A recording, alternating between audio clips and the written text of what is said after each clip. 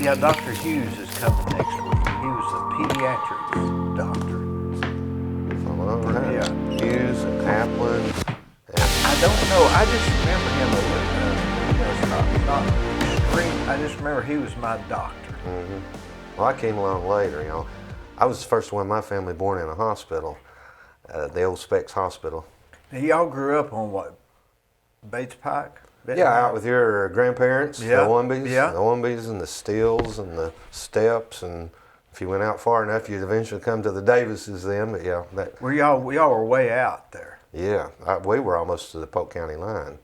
Would that be Tinga? No, Tinga's way on down 411 Highway, but on Bates Pike. But before you got to Polk County, where the horse auction has been for several years. Yeah. What's that? Burrell's Horse Auction. Yeah. What do they call that? Horsing around or something? I don't know. Or horse? There's a place called that, I believe, before you get to the horse auction. But Burrell's had the horse auction for years, which was on part of the farm where I grew up. It was a dairy farm back then, and when I say I grew up on a farm, but I was still a kid when my dad decided to retire from that, and he sold the farm and everything when I was still small and moved closer to town in the Oak Grove community then. But originally out there on a dairy farm. But wasn't that Oak Grove community? Or would that be called Taylor Springs? That would be Taylor's community. Taylor's It's community. actually past Taylor's school, the Taylor's community. I went to Taylor's to school my first 8 years. You ever wonder why these places get community names? Taylor, Yeah, the Taylor's? history of it, yeah. you got Taylor's community, you got Oak Grove community, then you got Flint Springs Flint and Valley Springs, View and Tasso. Chilcutt and all Chilcutt. kinds of them. My brother was, when he first started teaching and all, he was principal at Chilcutt. And I think from memory that was a 2-room school back then, a long time ago. It's been gone a long time too. But What's that other place, Trevecca? Trevina. Trevina closed when I was in elementary school. They closed Trevina and brought all the kids to Taylor's where I was at. It's the only reason I remember that one. But yeah, they closed a lot of schools back then, consolidated, I guess you would say. I'd say there was one before Trevina. Yeah, I don't remember. I don't go that far back, of course, but hearing my family talk about them, there was one down on Ladd Springs Road. I don't remember the name of it offhand. It closed a long time ago. That's Davis Kerbo Road. Is that in that area? Yeah. And there was one in even in Polk County. Everybody talks about the one up in Ducktown. That road going to. Speaking of communities, you got McCaysville, Copper Hill, Ducktown, Turtletown, and Hanging Dog. Yeah, a lot of those little communities up there. And a lot of them are still communities with mayors. I've met the mayor of Ducktown or the mayor of Turtletown. I thought that would be pretty neat. The mayor of Turtletown? Yeah, I guess they're still in existence. How long ago did you meet him? I get them mixed up which one was which. One gentleman just passed away recently that was a former mayor of one of those little towns. Got to know him fairly well. How do you become the mayor of Turtle? Is it a city? It's sort of like a Charleston.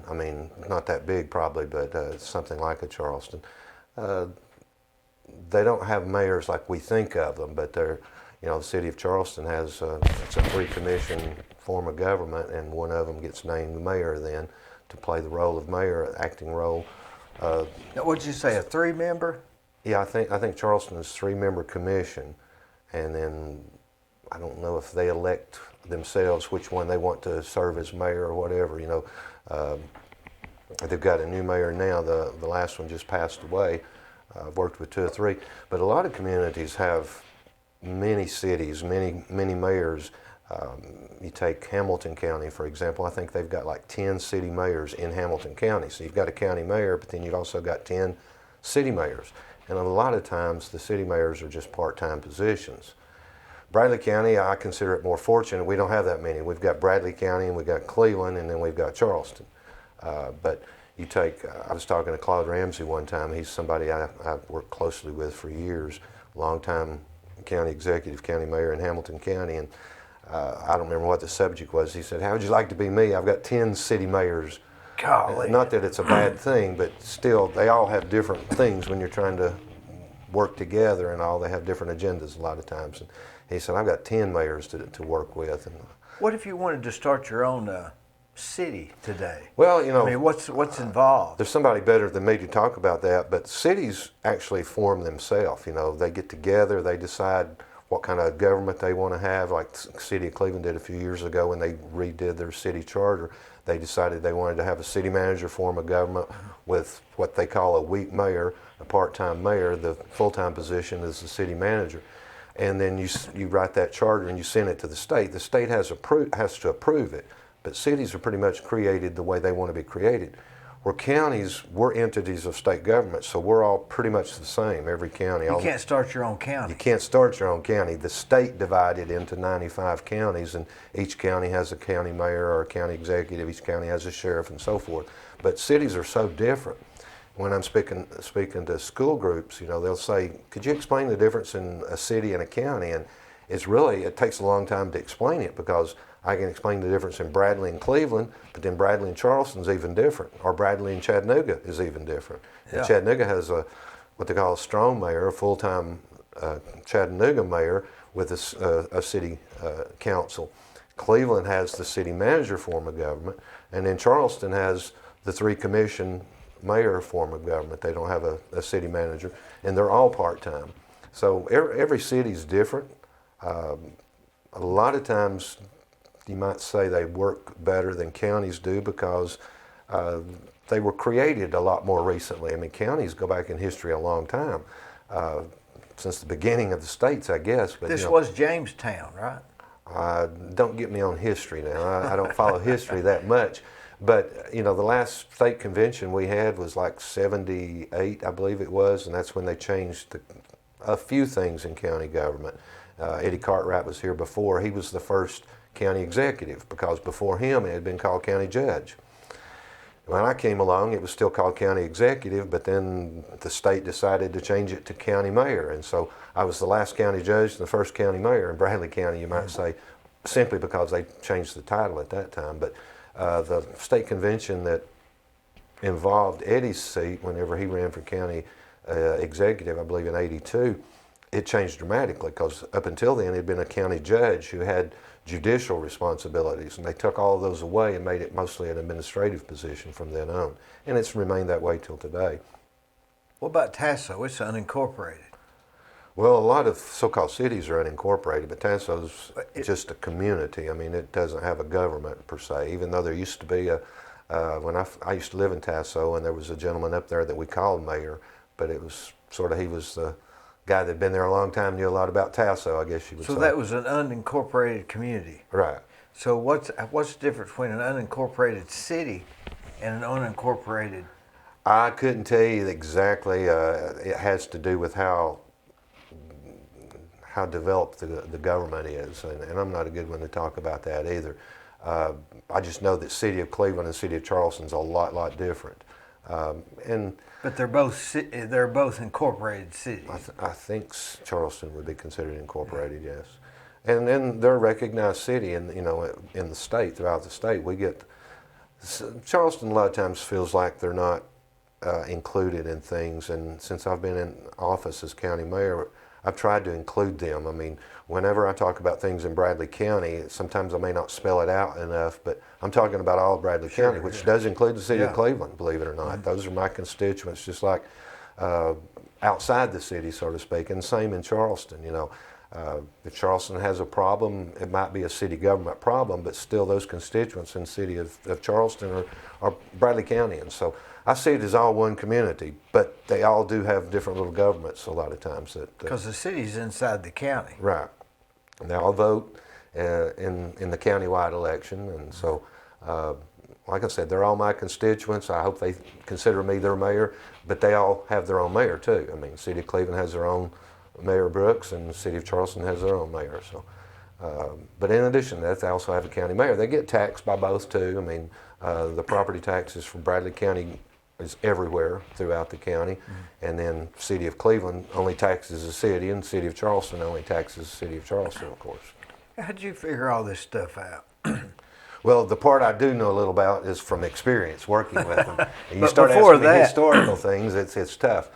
Well, You know, if you go back in time, my background politically is I began working in politics when I was a kid, 8, 9, 10 years old, mainly working in political campaigns. I just always loved government. Who was it at the time? The first campaigns I was involved with was Bill Brock for congressman from Chattanooga. He was our congressman. Howard Baker as senator. Then in 1970, Winfield Dunn ran for governor. We hadn't had a Republican governor in 50 years. I got involved in that campaign. And then in the late 70s and early 80s, Lamar Alexander for governor, I really got involved in his campaign. But the point is, from back in elementary school, I just always loved, I thought, politics. Wonder what caused that? I don't know. My dad was fairly political, but I really don't know. I mean, I try to encourage kids, you know, be involved in your community, be involved in government, be involved. It's hard for me to say be involved in politics anymore because it's got such a bad connotation. I don't like politics, I can tell you that. The older I get, the less I like politics. I don't like politicians, but I like government and I like working for government. And politics is the part you have to deal with that you don't necessarily like. But back then, as an outsider, I thought I loved politics too. I mean, working in a campaign of somebody, you know, when Bill Brock decided to run, instead of for Congress, he decided to run for Senate.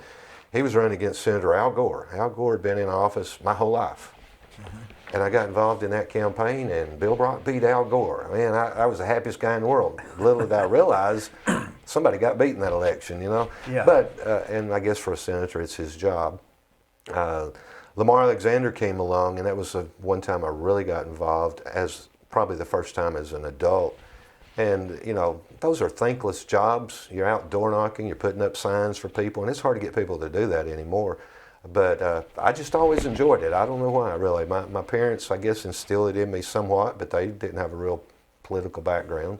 They talked politics quite a bit, gave me my conservative roots and values, so to speak. But, you know, my dad was friends with a lot of people.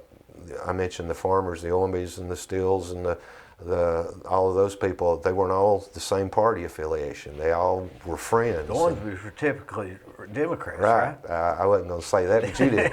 Yeah, and I remember that as a kid. My dad, you know, Roy Ombey was one of his best friends. Yeah. But yet he was a Democrat, and then the Stills and the Steps were Republicans, and they were his best friends, and the Cartwrights, but it didn't matter, because back then you might have had some beliefs that were a little different, but you were all friends, you were all good people, and now it's gotten so cutthroat that, you know, this last election is typical of what's going on across our country. And so it's hard for me to say to a kid in school when I'm speaking to groups now, you need to get involved in politics. But you do need to be involved in government, because the government, all you hear on TV is national news, national government. You might hear a little bit of state government, but most of the things that affect your life are local government. And that's why I like being involved with it. I love working for the people. I don't like the political part of it, but I love working with people. And politics is just part of it that comes along. It's a necessary evil. That's a good way of saying it. It really is. Necessary. And that's a shame, because it shouldn't be that way. I mean, some of my best friends over the years have been Democrats. I could name one that's passed away now that was a strong Democrat, but he was a really good friend, and we shared conservative values. Now it's like, if you're this when you're that, when you're enemies of each other, you know. And a lot of times we don't even think different than they do. Not on the local level, especially, you know. But I don't know what's happened to our country when it comes to the political, you know, with the last election with the Trump and Biden group, you know, the Trump people hated the Biden people and vice versa. And at the end of the day, whoever's elected, hopefully they're going to do what's best for the country. And that's what you would think at the local level. Usually here, you don't hear politics, Democrat or Republican, that much. Yeah. When I'm door knocking, people say, you know, get you a list of whether they're Democrat or Republican when you're door knocking, and just go to the Republican doors. I don't think it matters anymore. Really. I go to everyone, because if I'm elected or if I'm reelected, I'm going to be working for and representing all of them, so I don't care. But nationally, it's a different story. Well, how long have you been in office now? You know, people always want to ask me how long I've been in remember. office. I was thinking today, was it been 12 years? No, it's been longer than that. My joking answer to that question is because I've got an election coming up in 13 months. Somebody, the other day I was speaking, the first thing they asked, how long have you been in office? And my answer was, not long enough. I hope to be able to stay around a little longer. I was elected in '98, so that would make it, what, 23 years? Isn't it something you've got to start thinking about the next election here 13 months out? I mean, it almost takes your focus away. It does. I have, over the years, I've said I'm not going to think about the next election. Right. I'm going to always do my job, do it the best I can, do what I think's right, and things will work out. But over those same years, I've seen good people get beat. They might have, especially at the commission level, I've seen good commissioners that really were good commissioners. But come time for election, a gentleman that lost in one of the recent elections, I said, why didn't you get out and work? And he said, well, I thought I'd done a good job and they'd vote for me. You still got to go ask them to vote for you, even if you've done a good job. You've got to get out and work for that re-election. If they don't think you're working for it, then you must not want it, and they'll vote for the other guy, so to speak. So you've got to continually be working at it. My job ethic has always said, do my job, do it the best I can, and don't worry about it. But if you sit here and say you don't worry about it or don't think about it, at least you're not being very honest. Because several years ago, my youngest one now she'll soon be 24. Golly, I remember when she was. Yeah, but when she was still small, and I've told this story many times, and I've always tried not to take my work home much. You can't help but to take it home some, but I guess I talked about budgets a lot, especially back then. We're sitting at the kitchen table one evening eating supper, and budgets were being talked about, and I remember her sitting over there, and she was probably 8 at the time, 7. She said, budgets, budgets, budgets, that's all we hear about. And I thought, I need to quit doing this. Well, along about that same time, I don't remember if it was a year or two before or a year or two after, she also, and she was always pretty serious. She likes politics even to this day. But I remember she looked at me, and this is coming from a kid now. She said, Dad, what will we do if you don't win? We're out door knocking every day. Yeah.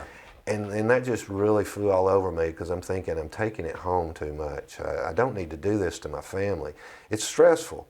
And another reason I don't like politics, a lot of people think it's a game. I'm going to support this one, and if we can beat that one, then we'll be the winners. Well, if it's your job, and my job's not a representative thing. A representative might have another job, but this is the job I have, and somebody runs against you. I'm kind of getting off track here, but one time I had a fairly tough opponent, and somebody said, well, Gary, why do you take it so personal? Because, see, they saw it as a game, and I said, look, think about it. If somebody's going around town telling truths or half-truths about you, trying to get you fired from your job, would you not take that personal? So I've always taken it personal from that sense. I do the best job I can, and if you're running against me, and I've had 14 opponents over the years, but I said, if you're running against me, then in essence, you're trying to get me fired. So why wouldn't I take that personal? But anyway, that's what she said. Dad, what are we going to do if you get beat? And I said, honey, don't worry about it. It'll be okay, blah, blah, blah. But I went out the next day and worked even harder, I can tell you that. But yeah, it got me to thinking about it. Politics is a mean thing. It's a cutthroat world out there, and it's a shame. People will lie. They'll lie to your face. But at the end of the day, I've always been fortunate. They'll tell you you're going to vote for you and have the other guys sign in the yard. That's right. I've basically had that happen many times. I've had supporters, I drive up at their house door knocking, and my opponent signs in their yards. I go out and I get out of the car and you act like you don't see it. I went up to this one gentleman, and he was about in tears. He said, Gary, I want you to go put your sign in the yard. And I said, no, sir, I don't put my sign beside my opponent's sign. But I said, I do have a question for you. Why is my opponent's sign in your yard? And he said, well, so-and-so came by here, and he's been a long-time good friend, and he asked to put a sign in my yard, and I couldn't tell him no. And I said, well, I understand. I said, all I ask is I appreciate your voting. And he said, you've got my vote. And he said, really, I want you to put my sign up if you can. And I said, no, I'm not going to put my sign beside of my opponent's, but I appreciate your vote. And I went on, and I think to this day he did vote for me. But you have that a lot. I mean, sometimes. And you almost see their position, don't you? Oh, yeah. I mean, I understood, and he was honest. Like I said, he was about in tears. What could he say? He should have known. He probably didn't think about me getting out of my car and walking up to his door with that sign there. But I never have put my sign beside of my opponents. I don't think that's very respectful. I don't put my sign on county property, for example. I've had opponents that did. I don't think that's right. But at the end of the day, I've always felt like if you work hard, you do the best you can, you do a good job, and I think we have over the years. You ask how many years, it really doesn't matter. I'm not old enough to retire. I'm not on Medicare yet. I'm not Social Security retirement yet. As long as I'm healthy, I do have two lives. I have a family life, working with the cattle and stuff, and when the kids were younger, camping with them and all. But basically, my life is my work. I love my work. I truly. This isn't a political forum, I realize, Yeah. but I love working for the people of Bradley County. You know, what's hard is, I tell people, you know, in a week's time, I might make 1,000 decisions. I guarantee you don't agree with all of them. But I can guarantee you that of every decision I made, I felt was the best decision at the time. And hopefully, over time, most of the decisions you do agree with. But people will hone in on one decision. You did so-and-so back in 19 so-and-so, and so I can't vote for you. That's a shame, because when you have as many decisions, Oh, Lord. you know, and you get judged on one of them, you know, it's not always, they say, it's not what you've done for me, it's what you've done for me today. Yeah, well, lately. Yeah. They'll forget last year, the year before, and times like that. But You remember the first day you said, I'm going to run for public office? I remember the first coffee I had with a gentleman. He called me up one day. You want some cream or sugar? No, I'm fine. I'm fine with it just like it is. I just can't talk and drink at the same time. I remember a gentleman, and if I said his name, everyone would know it. He was a retired office holder. He'd gone out of office, and he called me up one day and said, "Gary, how about meet me for Hardee's for a cup of coffee?"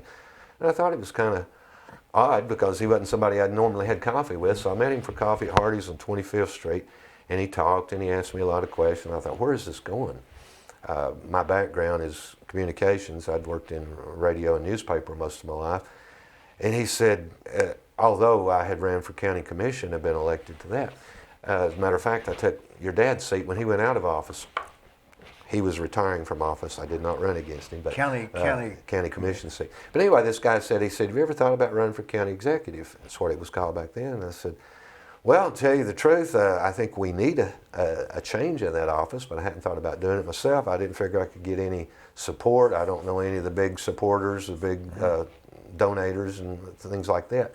And he said, "I think you'd be a great candidate, and if you will run, I will help you get some support." Long story short, I did. I actually came up 100 votes short that time. For county executive? For county executive. I was a commissioner, but I gave up my seat on the commission and ran for this job, and I lost in the primary by 100 votes. Went out and worked for the guy that beat me. I door knocked for him, helped raise money, did his advertising campaign.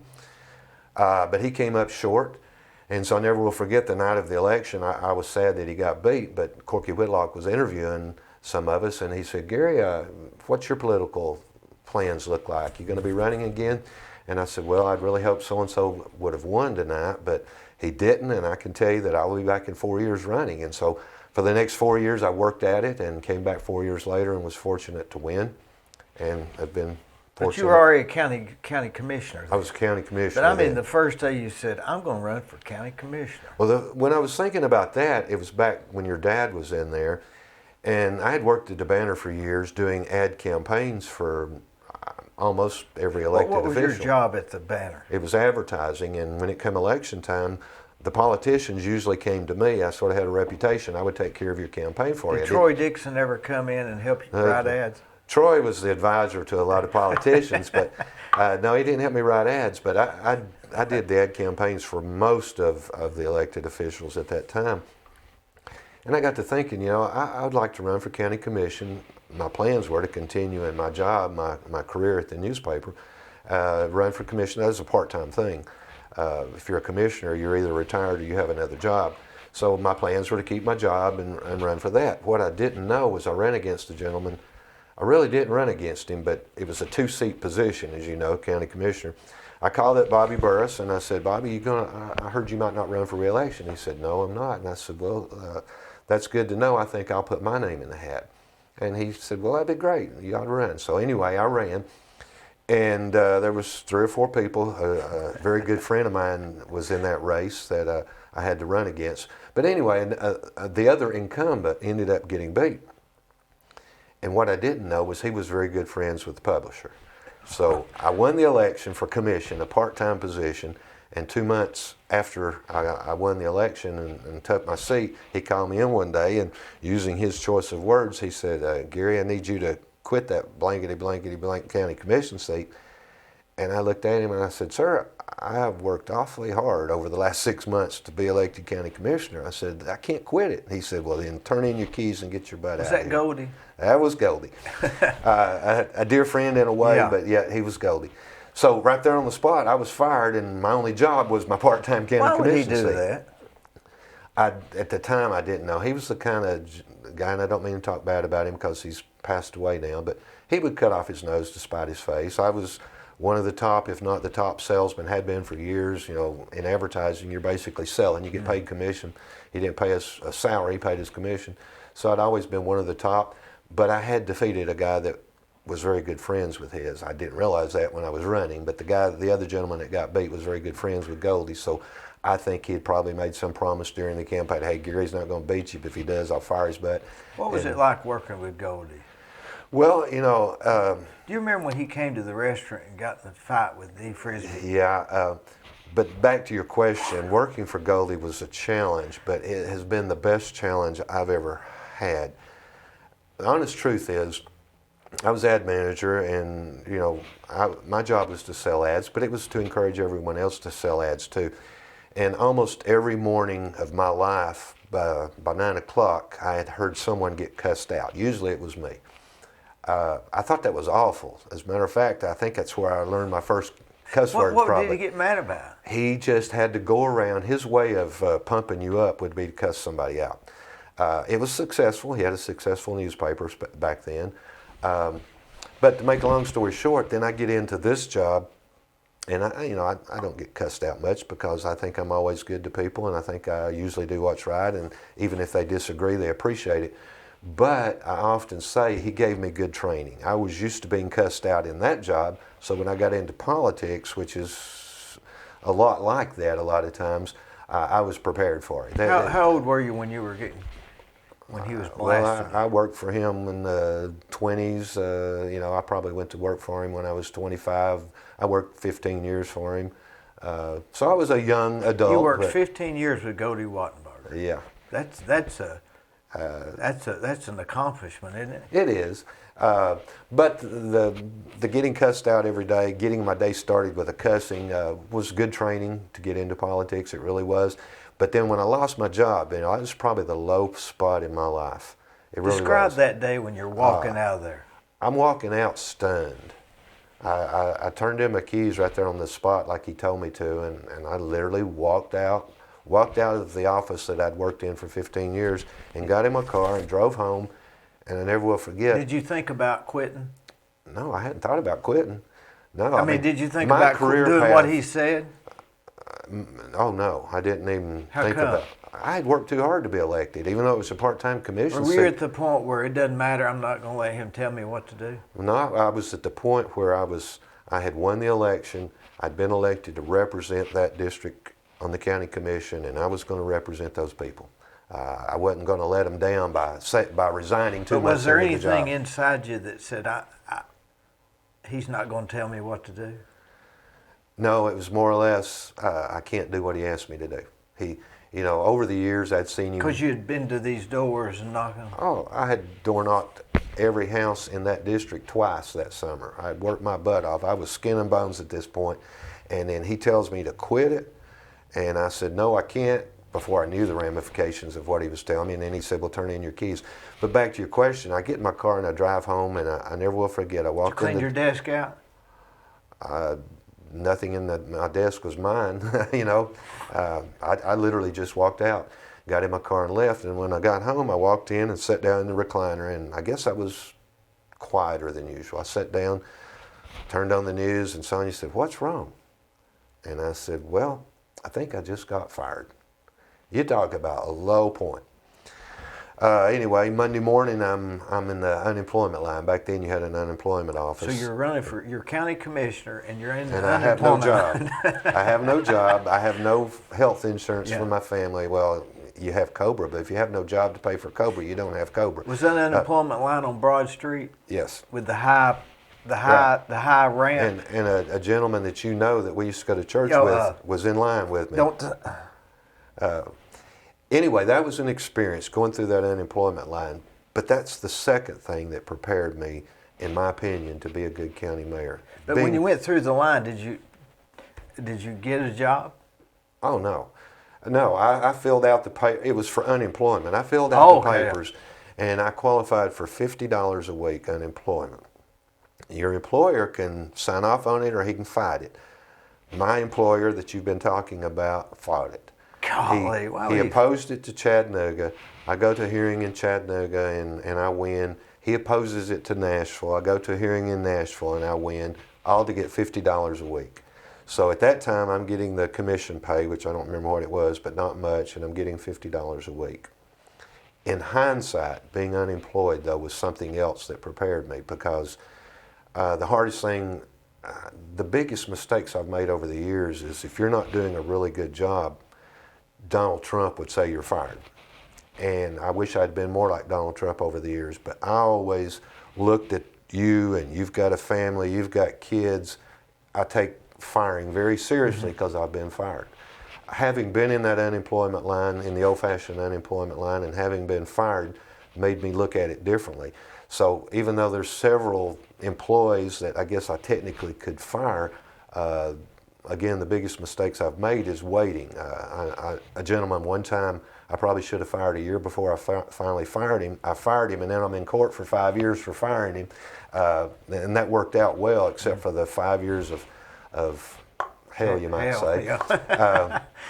But I do take it seriously. I mean, and other times, by waiting, you're better off that you waited, because that person was going through something personally that a lot of times they got over. They'll shape up and do right, but usually if it's a situation where I ought to just cut Dee loose and let him go, so to speak, usually a year or two later, I should have just went ahead and done that. You're wasting taxpayers' money if he's not doing his job. But most people, if I've tried to lead by example, you might say. I put a day's work in for a day's pay, and the employees know that that's what I expect. So I think the I don't know the word you would call it, but it's changed over the years, and I think most people feel like that they've got to do their job. It seemed like early on, and we've always had this stigma about government employees. Well, how many people does it take to dig a hole? It takes 1 to dig it and 10 to watch them dig it. That's always been what we say about government workers. And I don't like that, even though you still see it till this day. But if they're working for me, they pretty much know that I don't micromanage. You may not see me for days and days and weeks. If you're doing your job and doing it well, you may not see me for a long time. If I show up, it's probably because there's been a problem. You know what I'm saying? And they know that. So I tell everybody, my department heads especially, you've got the greatest job in the world. Not the best paying job in the world, but the greatest job in the world. You don't have a Goldie Wattenberger standing behind you, cussing you out every day. You've got the leniency and the freedom to do your job and do it well. If you do your job and you do it well, then you make me look good, and I will never bother you. Who are the department heads? Well, or how many are there? There's roughly 10 department heads that answer to me. Wade County governments are divided up. You've got the sheriff over law enforcement, the road superintendent over roads, and you've got all your courthouse people. But Did you say 10? Yeah, there's about 10 department heads, and I don't know if I can name them on the spot or not, but you got your director over emergency services, which is Sean Fairbanks. I've got it into 2 departments, over fire and ambulance. That's a big position there, because he's got 2 very important departments he oversees. You've got your EMA director. Sheriff? No, the sheriff doesn't come under me. That's an elected official of his own. Okay, that's right. The departments that answer to me, planning and engineering, planning Steve and wouldn't like inspection. that, would No, Steve wouldn't like that. And I have to tell people that all the time. Because if they have a problem with the sheriff, they'll call me. Well, I'll listen to their problem and I'll pass it on to the sheriff, and it works out well, yeah. but I'm not his boss. Yeah. But, whether it be fire, ambulance, emergency management, planning and inspections, all of those. No schools. No schools. Your Parks and Recreation Stanley Director. Thompson. Stanley Thompson. No problem there. No, I don't have, that's another subject. We're rambling a lot, but right now, with all of the elected officials, we all work together really well. That's not always been the case. I mean, over the years, I've been sued by elected officials. You know, if you don't get what you want at budget time, for example, you sue the county. Well, when you sue the county, I'm the guy sitting across the table in the courtroom. And you've had a little close experience with that. But I've been sued by elected officials more times than once because they didn't get what they wanted. It might have been because of mayor. It might have been, usually it's because of the county commission. But they don't sue the commission, they sue the county. And part of my many job hats is to represent the county in a lawsuit. But right now we have every elected official. We work together great. We really do. Well, that's right. Stanley's elected, isn't he? Stanley's elected. He's the assessor. I deal He's very little with Stanley. He's he's one of my best friends. He's low key. He's pretty conservative, so we get along Smart. great. He's smart too. And they all understand. I'm not their boss. Back up for a minute. When I first got elected, I went to a class, and I guess to get us to thinking, the guy teaching the class, it was what if you were first, all county executives at that time went to this class. So we're sitting in this big room, this big classroom, and the guy says, why did you run for county executive? Why did you want to be a county executive? And then he starts calling on people. I'm not one of those to raise my hand, but he pointed at me right off the bat, and I thought real quick. And it was kind of a cute response, but he said, sir, why did you want to be county executive? What county are you from? I said, Bradley, sir. And he said, why did you want to be Bradley County executive? I said, I was looking for a job with a lot of responsibility and very little authority. And you know, that very first class, I knew a lot about the job and didn't realize I did. I don't have hardly any authority, but I've got a lot of responsibility. If anything goes wrong, even if it's law enforcement, you think of the mayor. Well, I'm going to call the mayor. It must be his fault. I don't have any authority over law enforcement. I don't have any authority over roads. Someone called me the other day, my road's flooded out. Can you get somebody out here? Well, I can put a call into the road department just like he could have, but I'm not the road department's boss. You know, I have a lot of responsibility. If anything goes wrong, like they probably blame it on you just to get it off their back. The good thing about all of the elected officials working together is I'll pass on the concern to the proper elected. I'll listen to them first, and then I'll pass it on.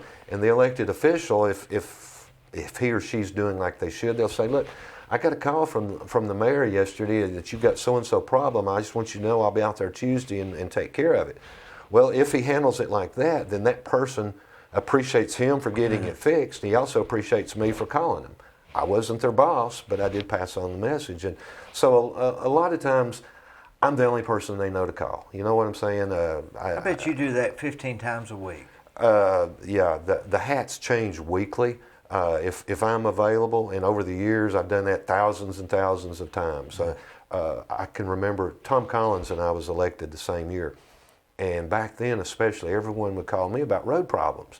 I'd say, Tom, I don't know why they're calling me, but I got another road problem to pass on to you. Tom would take care of the road problem, and they would know that I passed it on. They might think I told them to do it. They might even think you did it. Yeah, as long as it got done, both of us were successful, you might say. So elected officials working together. Very little authority, but a lot of responsibility.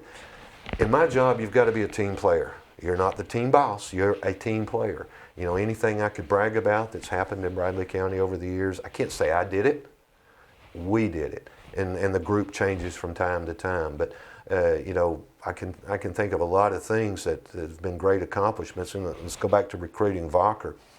Vocker took 4 years. I mean, the people, the faces changed during that 4 years. I went through an election cycle during that 4 years. I went through an election, one of those cycles was a year before they got announced. And we knew they were coming. They'd done everything but sign on the dotted line, so to speak, but everything was secretive. You couldn't say nothing? At that time, people thought that Volkswagen was going to Chattanooga and we were going to get the engine plant. I couldn't correct them. I couldn't. What'd you do? Just have to smile? Basically. Don't they make you sign up? Yeah, Yeah, you sign all these papers saying you won't disclose who they are. Are there stuff like that going on now, maybe? Yeah, and it's always with a made-up name up to a point. But you can't say, if there's something going on like that now, you couldn't say, could you? I wouldn't be supposed to. There's not anything like vodka going on, I can tell you that. But I never will forget, and we worked with Hamilton County helping them recruit Volkswagen. We went to a dinner with Vocker at the Chattanoogan that night, We had a big dinner. That's when we were about to close the deal with Walker. And at the same time, Mayor Coppinger and several other officials in Chattanooga and Hamilton County were having dinner with Volkswagen. We were at the same hotel at two different dinners. Volkswagen, Chattanooga, and Hamilton County came out the next day and announced, Volkswagen's coming to Hamilton County. By the way, closer to Bradley County than they are the city of Cleveland. Really. But we helped, we did everything we could. We promote, we work together as a region, we really do. I couldn't brag about Walker. They didn't announce for, I don't remember how long, 6 months later before they announced. And during that time, everyone thought it was the engine company. The announcement when it came was great, but we had actually worked on it for 4 years. And I say we, because I'm not here to take credit for anything. People ask me, and again, I'm rambling a lot, but people ask me, why don't you always wear a suit and tie now? Mayor ought to wear a suit and tie. Well, out of respect to the commission and the office, I wear a suit to commission meetings, and I usually have a blazer on if I don't have a suit on, but I don't wear the tie that much. But I'll tell you a quick story there. This is in 2008, I believe it was. We take a trip to Berghausen, Germany, which is where Walker's plant, big plant, is located. Their headquarters is in Munich. So we went to Germany on this week-long trip. Paid for with a grant, not with tax money, by the way. But anyway, I didn't know this back then, but you should never put all your dress clothes in one suit bag and your casual clothes in another. Why is that? Well, because I'm a good example. That's how I packed my suitcases. Yeah. And in Paris, my suitcase with the dress clothes got lost. So I show up in Munich, Germany with nothing but casual clothes. And we're supposed real casual? Well, jeans and Polo shirt? yeah. And we're having a big dinner this is in Munich, with the Walker CEOs and presidents and all of these people, and there was 5 of us from Bradley County in this group. So we all had dinner at this place there in Munich, a big dinner, and we're about to seal the deal, and they all have suits on, everybody, and in walks the county mayor with his jeans and polo. Now, should I have went and bought a suit? Well, you don't know me. I'm not going to go buy a suit. I think everybody knows you weren't right. going to buy a suit. I wore the clothes I had. Yeah. We closed the deal. Did you tell them what you're... I explained to them that I apologize for being underdressed. Here's what's happened, and they all laughed it off, blah, blah, blah, but I'm sure they thought, that crazy. Did they speak English? Yeah, they could speak English. One thing you learn about Germans, they can all speak English. Mm-hmm. We may not can speak German, but Germans can speak English. Now, it's hard to understand English sometimes, but they can. So, yes, but I never will forget that. And later on, I thought, I'm in Germany. I'm just a peon, but I'm one of this group in Germany meeting in this big room with this big nice dinner. We close the deal and recruit probably the biggest thing in the history for Bradley County and probably ever will be, a $2 billion project. In a bad economy. During a bad economy. During a bad economy. And at that dinner, I did not have a suit and tie on. So a suit and tie must not be as important as a lot of people think it is. Now, granted, I wear one, and I usually have a suit just without the tie on till this day, but it's more of a respect for the office thing. But a suit and tie does not make a man, I often say, and it did not make a successful trip to Germany. Did you find your suits? The night before we left to come home, my suitcase arrived at the hotel there in Munich. So yes, I got to bring it home, but I didn't get to use anything out of it while I was there. But it was a very successful trip. Now granted, we got to travel around and see a lot of Munich and Berghausen. The plant there in Berghausen has 10,000 employees, and they basically told us, we see this in your community one day. How many is it at the Walker here? 650, maybe 750 now. Golly. 650 is what they promised. They've expanded once since they've been there. I think they will expand more if the economy ever stabilizes and so forth. Walker is a very diversified company. They're over a 100-year-old company. They're going to always be successful. Every individual plant may not be successful because Charleston's plant makes one product, but throughout their company worldwide, they make all kinds of things. And so they're going to always be a successful company. Their United States headquarters is in Adrian, Michigan, I believe it is. We hope to see that headquarters come to Tennessee. We hope to see the plant expand. If you'll notice, they've got, 450 acres up there? They've got acreage to expand on. What they did, the first time we were recruiting, we worked with them for 2 years, and we lost. We didn't get them. What did they do? They decided to expand in Berghausen. So they built whatever number it was that they were looking at us to build here in Bradley County. They built there in Berghausen. We actually saw the plant that they built. They toured us. They said, this is what you could have had in Bradley County, but we decided to build it here. Their plant there in Berghausen is probably 10 blocks each direction. Solid plant, 10,000 employees. It's huge, huge, That would huge be facility. what, 4 Bradley high schools? At least 4 times what they have Yeah. up here too. But anyway, they after 2 more years of working with them, we were successful and got the $2 billion facility built here in Bradley County. And the day we announced, I'll get off subject just a little bit, but my mom was getting very old and elderly and very fragile.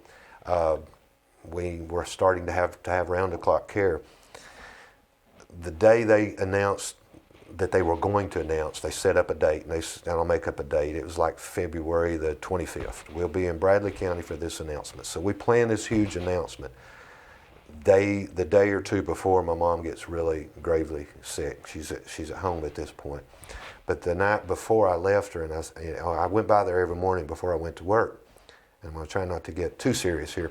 But anyway, I went by the night before. She was still able to talk a little bit, not much, but a few words. And I said, Mom, I know I come by every morning, but I said, in the morning, I've got a very, very important thing. I said, we have worked to recruit this company for 4 years to come to Bradley County. And I said, I can't miss the announcement. It was a big announcement at Lee University. The governor was here. All kinds of dignitaries were here. I said, I have got to be at this announcement. But I promise you, as soon as it's over, I'll be here.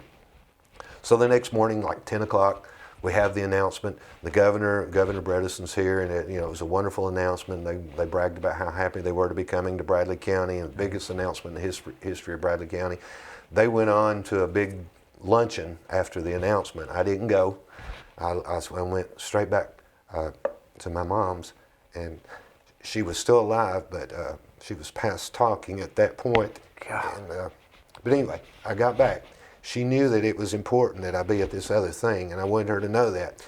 So I went straight back, and she was still alive, but past talking, and later that afternoon she passed away. But I'm so glad I made it back before she passed away. But to kind of give you an idea, that was a very important event. And even though I might have been doing wrong, I felt like I had to be there. I mean, after 4 years of working for it. So it worked out good. She waited until I got back. Has two meanings. It's a day I'll never forget. Yeah. The day that Walker announced, the same day my mom passed away. And, she was almost 95 years old, so I can't complain there. But it was a big event for several reasons. And so the Walker announcement was something that I don't know that we'll ever match. Don't know that we need 2 Walkers in Bradley County, to tell you the truth. We're constantly recruiting new industry. We've got the new one being built and the new park down there now. And we want to get more plants like that, the 200 and 300 and 400 facility places. The main thing we're after now is to bring in good paying jobs. I mean, Walker was big investment, but also brought good paying jobs. And not everything should be college graduate type jobs, but you want a mixture and you want to be diversified. And I think we've been very successful over the years. What changed there? When I first came into office, cities and counties throughout competed. I mean, Mattman County would do everything to get them there. We would do everything to get them here. Chattanooga, really, they would cut your throat to get them down there. And over the years, we changed the culture where now we work together as a region. I wonder why that is. Well, we've realized that getting them in this region, when Volkswagen came to Chattanooga, I was at the announcement, I was at the groundbreaking, I was at the ribbon cuttings. I was part of it, and I was just as happy as they were. They weren't in Bradley County. They were 10 miles from the Bradley County line. Big help. We got them in this region. That was, and I'm glad they were on their side of the county line, because they had to pay for the money that it took to get them here. A lot of it, them and the state. So helping them, and then over time, Chattanooga's even come around and they help us now. They realize You know, I'll go to a groundbreaking in McMinn County. I'm happy for them. It's in our region. I want it in Bradley County. That's number one. But if I can't get it in Bradley County, I want it definitely in this region. And this region has outpaced any other region in the state for the last 10 years for that reason, because we work together through the development district to recruit to the region.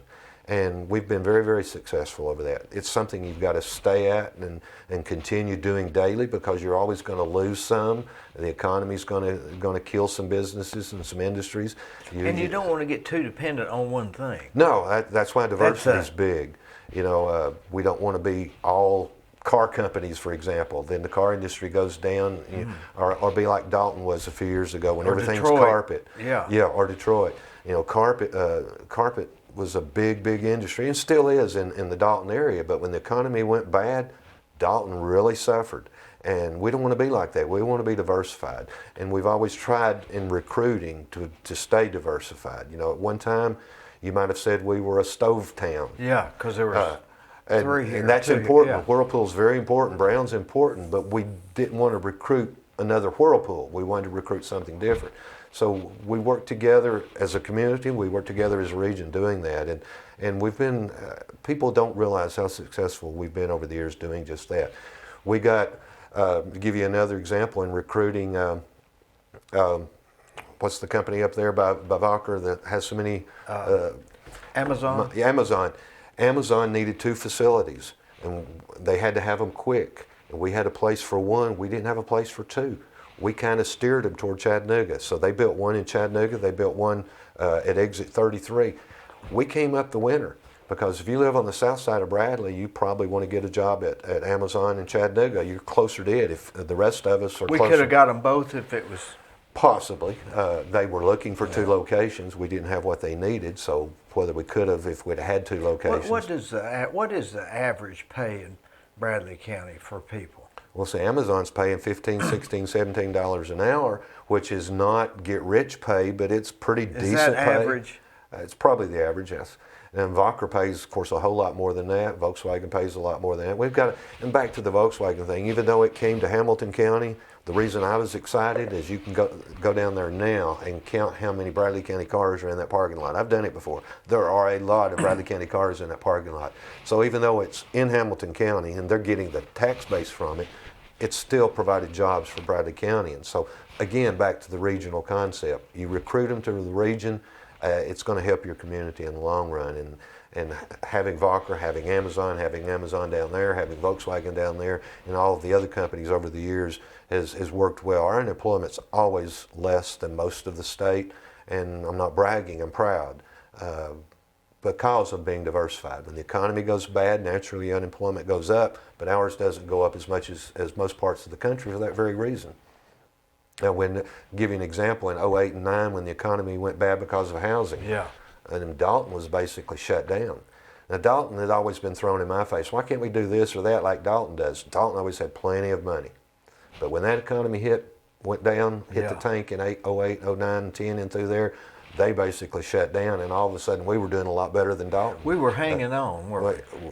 Our unemployment didn't get near as bad as other places. Our economy, during the pandemic last year, of course we didn't shut down like New York and California, but our revenue to the county government was less than projected, but not bad. Well, I mean, we survived just fine, and again this year we're doing just fine. So that's the thing about Bradley County is we may not ever be the best around, but we're always going to be up there with the best, because when other people come and go, my dad always said the higher you get on the tree, the farther you got to fall. I never wanted to be the top of anything, but I want to be up there near the top and try my best not to fall. And I think that's why Bradley County has been really successful over the years. But I tell people all the time, a lot of people in our community don't realize it. Things are so good. You're in the housing, you've not had a slump. Things are, I'd love to call your number just to listen to your voicemail. Don't call me, I don't like you or something. But we have so much to be thankful for in Bradley County. Let's get back to this. I'm more interested in the nuance stuff. What was your first job after you went? See, I'm so used to being the voice for Bradley County that being the voice for Gary Davis is a lot harder. I'll tell you that up front. What was my first job? I've always loved communications. When I was in high school, Corky Whitlock called me one day, as you know, Corky from WBAC. He said, Gary, I've got a radio show on Saturdays. Would you be interested in doing it? So I'm a junior, I believe, in high school at Bradley. Why did he call you? I don't really know. I don't remember the history there. Somehow I knew him from ball games and stuff, I guess. But anyway, I started doing a program called This is Bradley.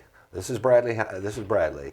And I did sort of like you're doing on Saturdays. Mm-hmm. It would be a 1 hour show. I would bring in different people and interview them, coaches and so forth at Bradley, because it was all about Bradley. But that show promoted Bradley High School, and I was the host of it.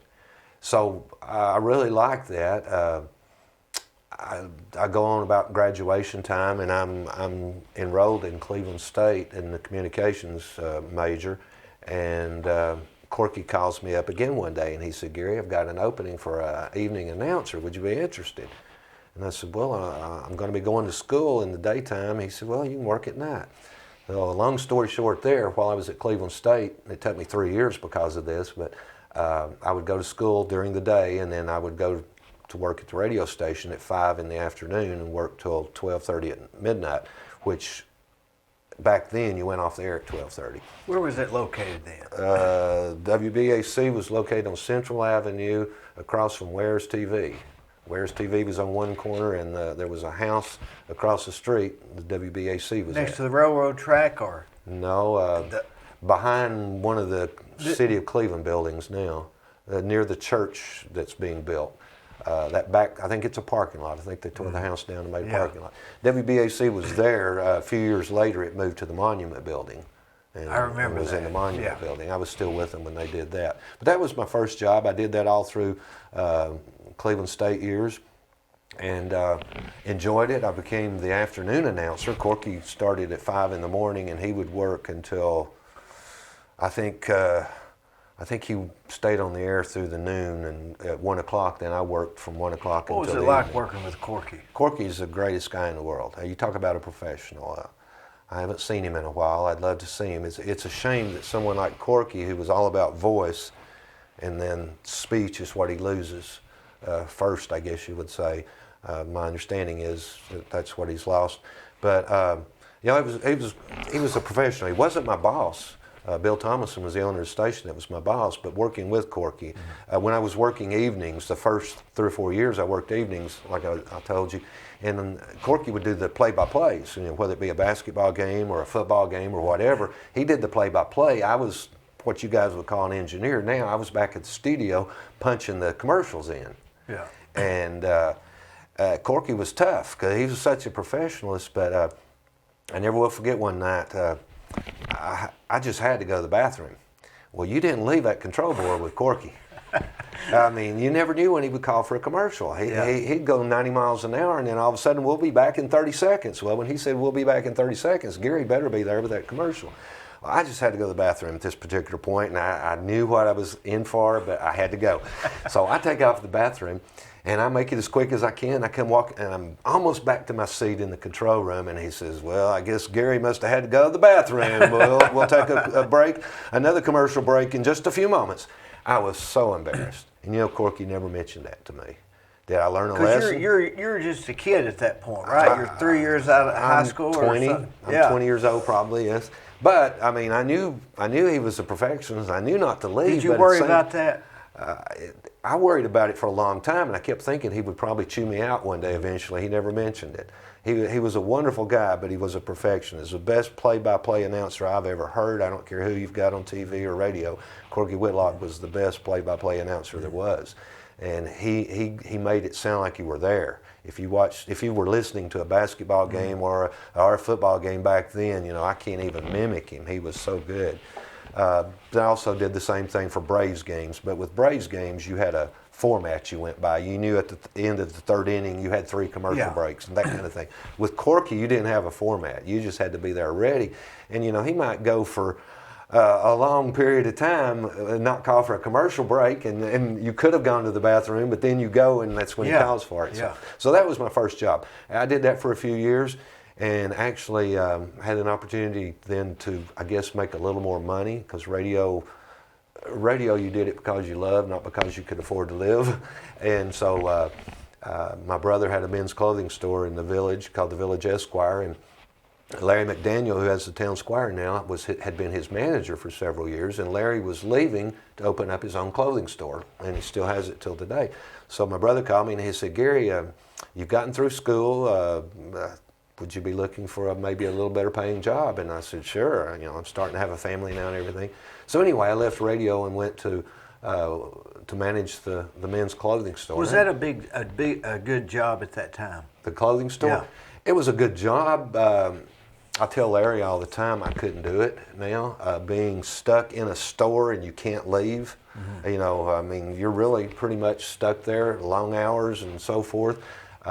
I managed through it for a while, but remember my school had been communications. So after a couple of years, I had the opportunity to go to the Banner in advertising, and that was the career that I'd always wanted. So I hated to tell my brother that I was leaving. That was tough because he'd been really good to me, but I did it. Because he was the manager, or he owned it? He owned it, and while I was there, I was the manager working with 2 or 3 others. He was there a lot, but he also had farm responsibility, so he was in and out. But I had to tell him I was leaving. Quitting a job has always been the hardest thing for me. And if I don't lose train of thought, I'll tell you about another one here in just a minute. But anyway, I went under the Banner and then stayed there for about 15 years, loved every minute of it. Until that infamous day whenever I was given a choice to quit the county commission, which you might say was a stupid decision I made, but I was that committed to the people I'd been elected by to represent, so I couldn't quit. So it cost me my job, and the bad thing about that is I was on a career path. I had worked in every department of that newspaper. My goal in life was to take Goldie Wattenberger's place one day. And so by losing my job there, that messed that up. Still to this day, I love newspaper. I'm glad that it worked out differently because I know things have changed in newspapers over the years, but that was my career path, was to be publisher of the Cleveland Daily Banner. If you'd asked me what my goal in life was, that was it. Running for commission wasn't a stepping stone for politics, so to speak. It was just a way that I wanted to be involved in my community. But back to getting fired, the unemployment line, the $50 a week I couldn't live on, so I had to get a job. So I'm applying all over Bradley County for a job. And one of the accounts I'd had for 15 years was Watson Supermarkets, John Watson, the greatest guy in the world. I never will forget.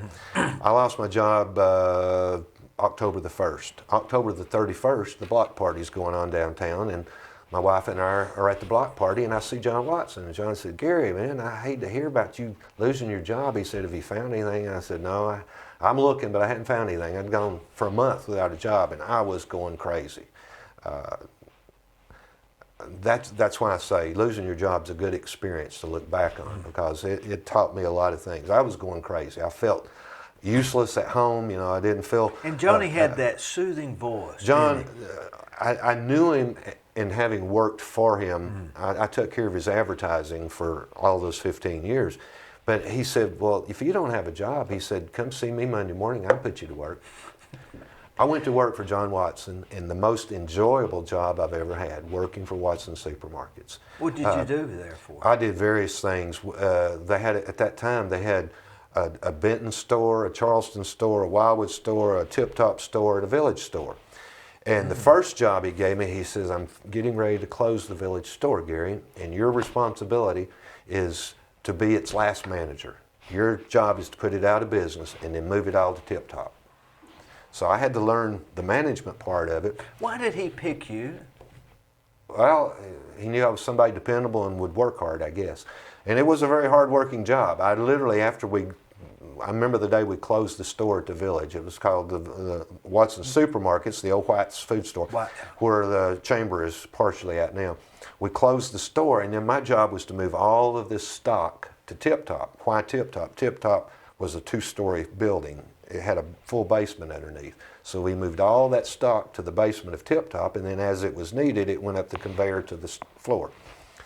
My job was to move it, so I literally moved it. And I said, I only got one problem, John. I'm in the Kiwanis Club, and they meet Thursdays at noon, and I don't want to miss my Kiwanis Club meetings. He said, I'll let you take lunch at 12 o'clock on Thursday to go to Kiwanis. So I was able to stay in Kiwanis. I moved all of that. We got that job. That took me a while. And then he had an opening at Wildwood. He said, I need an assistant manager at Wildwood.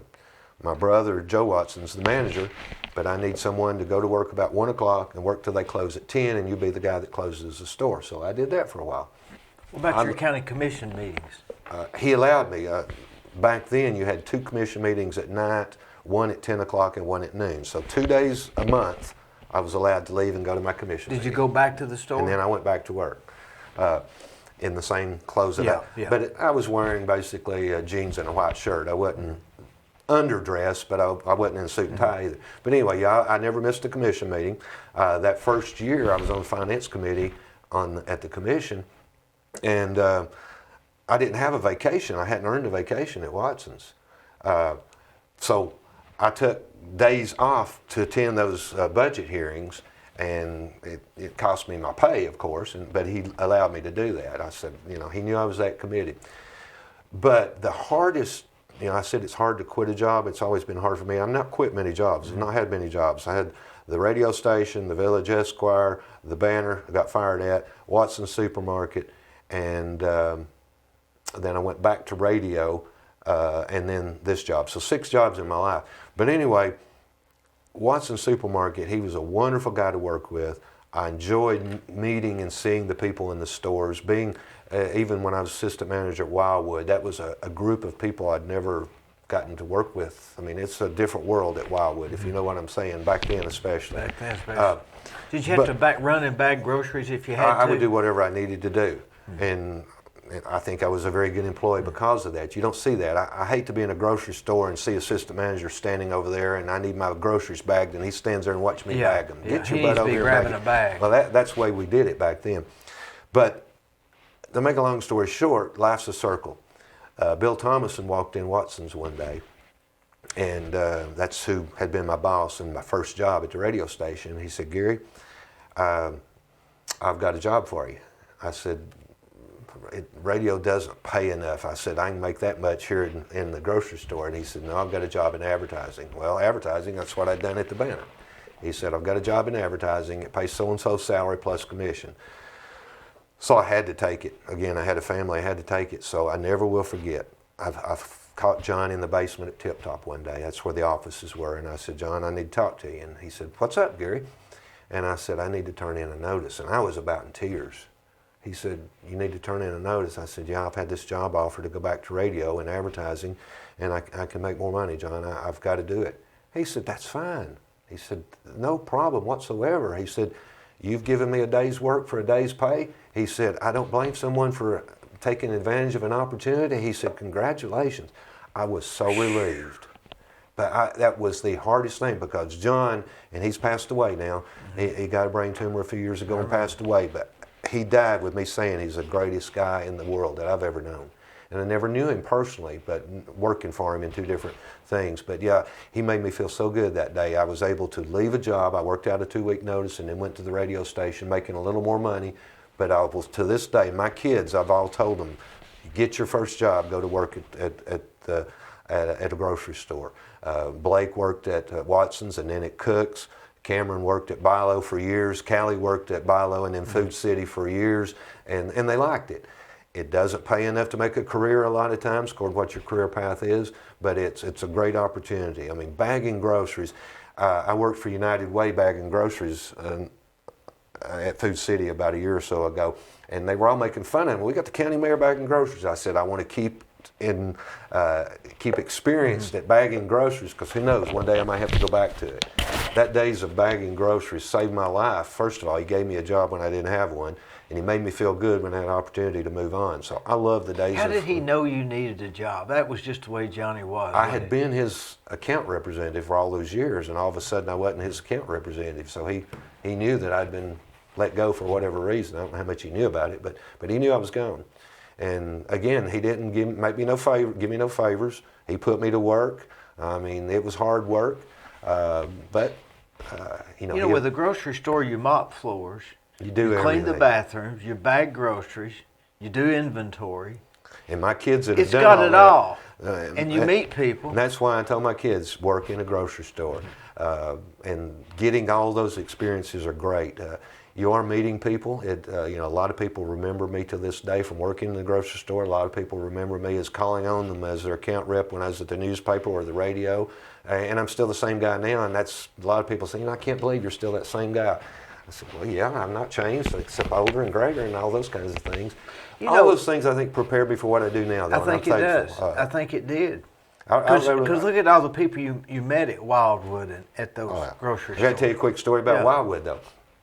John always told me, or Joe, his brother, that was a manager, he said, one day I said, why do we only have one pack of ribeyes on display? And you can imagine his answer. And he said, well, Gary, he said, if you put out more than that, he said, you'll find out in time. So I always watched that. One day, I'm walking, part of my job, if I didn't have anything else, is just walking around, and I noticed this guy it looked like he picked up something and headed out the door. So I watched him. When he got to the door, he didn't go through the cashier, he went under the door, and then he got in the car, and he had a driver in the car, and they were gone just like that, over a pack of ribeyes. Now, I took that personal because under my watch, I'd had a theft, and that's the only one I know of that I'd had. So the next day, I'm telling Joe, I said, Joe, I think I learned last night why you only put one pack of ribeyes out. He said, what happened? And I told him the story, and he laughed, and he said, that's exactly what happens, Gary. He said, you only put one pack of ribeyes out. He said, I only lost 2 ribeyes in that pack. If you'd have had 10 packs of ribeyes out there, I'd have lost 10 packs probably. But it was amazing how quick that guy got that ribeye, got out the door, got in that car, and was going down the street before I could stop him. I mean, before I could... Did they have a butcher at that? Every store had a butcher. Yeah, we did. Ronnie Martin was the head butcher for Watson's. Yeah, they were like the mechanic. The guy that can do that. You had to have a butcher. Oh, yeah. Now, they still have butchers in most of the grocery stores, but a lot of the meat comes in, and then they chop it into and package it. But some of it even comes in. It's not like it used to be. But used to, no, they got a full hanging calf, and they cut it into the Remember, people would actually go to school to learn to be a butcher. Now that I sell beef to people all the time, the hardest part about selling beef is you can't get processing dates. We need a processing company in Bradley County big time. And so everybody says, well, why don't you open up a processing facility? I don't know of a butcher. You got to have a good butcher, if somebody that knows Don the different Hill cuts. used to do that, Oh, right? yeah. But those people have, long passed on, and they're, Ronnie Martin at Watson's was great, and he taught people to do it, but they've mostly moved on. So you couldn't open up a processing facility in Bradley County unless you had a butcher in mind, because I sure couldn't do it. Walmart's sitting there now. But it's on the south side. That's where Ronnie. It's Don, right Don next to it, Hill's. Yeah. Both of them were down on that road, Buchanan Road, behind Walmart. Yeah, as a kid, that's where I went. Now that you sell beef, did you do that did you start that? Do you think that subconsciously is back at the grocery store? Well, life's a circle. I started out growing up on a farm. Didn't like it. It was a dairy farm. A dairy farm is very hard work, 7 days a week, 52 weeks a year. Back then, you were crazy to want to be a dairy farmer. That's why all of your relatives and everybody else retired from it. Yeah. So I had no interest in it. They wouldn't even drink milk. My dad retires and goes to sell the farm. I had no interest in it. Oh man, I wish I'd had a different thought process back then. But I had no interest in it. But life's a circle. As I got older, my kids grew up, and that's another story of itself. The empty nest syndrome really, really bothered me. I don't know about you. Most people are happy when that last kid goes off, but it bothered me. It's different. It really is. Yeah. But mine sort of changed. My wife will tell you, from everything, it was all about the kids, going camping and so forth, and all of a sudden there's no kids. So now I go home and the first thing I do is go feed hay or whatever, with the cows. When did you start that? Along about the time of the empty nest thing. You had to have something. Yeah, I did. I mean, my life has pretty much always been about work, but I try not to let that be 24/7. I mean, there's a lot of nights that I have commission meetings and so forth, things like that. But as a rule, I try to cut off at a certain time and go home and have a different life then for a few hours before I go back the next morning. And, it used to be all about the kids. It really was. Going to, my son played football, my daughter played basketball, and going to ball games or something all the time. The empty nest syndrome is not what it's cracked up to be, in my opinion. And it's real, isn't it? It's everybody said, Gary, I can't believe you're not happy. The kids are out of school and blah, blah, blah. I said, man, I don't like it. I don't like it at all. And for about a year, But now I go home and my wife will tell you I may sit down and rest for a few minutes, but then I'm up and at it and I'm out feeding hay or something. Do you think that's your comfort zone? Yeah, I joke about it now. You know, why do you like cows? They're nasty, they're dirty, it's muddy, it's sloshy out there. I said, yeah, but you know, I can tell that cow what I think about her. She can't talk back and she can't vote against me. So but do you think you feel comfortable there with doing that? I do. I mean, and it keeps me. What's the word? Humble is one word, but it keeps me close to the earth. I mean, there's nothing wrong with feeding a cow. I'll tell you a quick story. Last week, I had a cow that had twins. That's the third time I've had twins. I've never heard of that. Oh yeah, I've got twins right now. But last year I had a cow that had twins, and they were both born dead. What do you mean twins? They were born at the same time? 2 calves. She had 2 calves. That's twice the money if you're looking at it from a dollar point of view. But don't they always have No, cows have one usually. But last week, this cow had twins.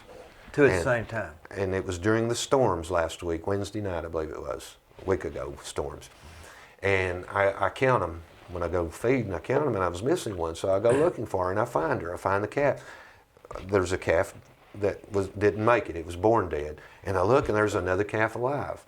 So to make a long story short, this time I've got twins. One's born dead, one's alive. So I go to, it was real weak and couldn't stand up and all this, but it was live. It was a pretty little calf. So my daughter came over and helped me, and we bottle fed that calf for a couple of days. Finally, it didn't make it.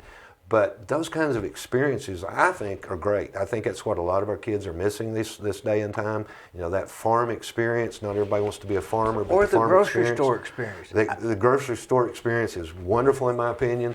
And my kids will tell you, I told them all this, the best experience you'll ever have is working in the grocery store. You won't retire from it. And granted, there are people that retire there, and I'm not putting them down. I'm glad they do. But you probably won't retire from it. You know, my youngest daughter is the last one, and she was going to school to be an accountant.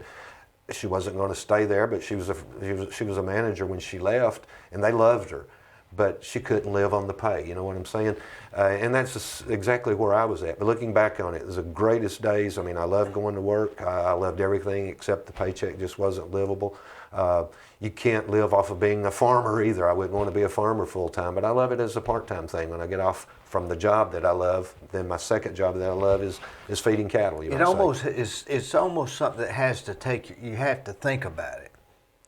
I mean, it's not like you're playing tennis after work. You're going to something that has to take your mind off. Well, and it's different all the time. My job is different every day. I wear 10 hats a day, 20 hats a week. The hardest question I ever get from kids when I speak in schools is, what do you do? Because it varies. You know, for the next 2 months, 90% of my time will be spent on preparing and presenting a balanced budget. That's very complicated, and that takes a lot of time. The fact that the hats change all the time is hard for a lot of people to deal with, but it's the part I love, because you don't get bored. I'm never bored in my job. Well, then when I leave that, and it's a different challenge, and it's pretty much seasonal with the farm life. It may be hay feeding time, or it may be bush hogging time, or it may be, those kinds of things. Right now, it's going home and making sure you like responsibility, don't you? I like feeling needed and wanted, I guess you would say, whether I guess responsibility goes along with it. I like being able to look back and see something like a Valkyrie everything you've mentioned, you were responsible for. Or at least partly involved. Corky obviously called you for a reason. He didn't call me. He called you. That's true. He might have called you today, but back then you were too young. Yeah. I don't know. The radio business I really loved. I joked about it, I think, before we started. The part I liked about it was I said I have a face for radio and not TV. And the only reason I'm surviving right now is I'm not worrying about what I look like. Mm-hmm. I gave up on that a long time ago. God gave some people looks and other people He didn't. With radio, you didn't have to worry about what you look like. Mm-hmm. You had to worry about whatever you were doing. And back then, that was a pretty complicated job with all the buttons you had to push and all the machines you had to work. But you just had to stay on top of what you're doing. The time went by fast. And before you knew it, it was time to sign off and go home. I'll tell you a quick thing about the gray beard. Somebody says, "Why do you have a beard? It makes you look older." I originally grew this many, many years ago to look older, believe it or not. That's when it wasn't gray. It was, I guess, black, or at least dark.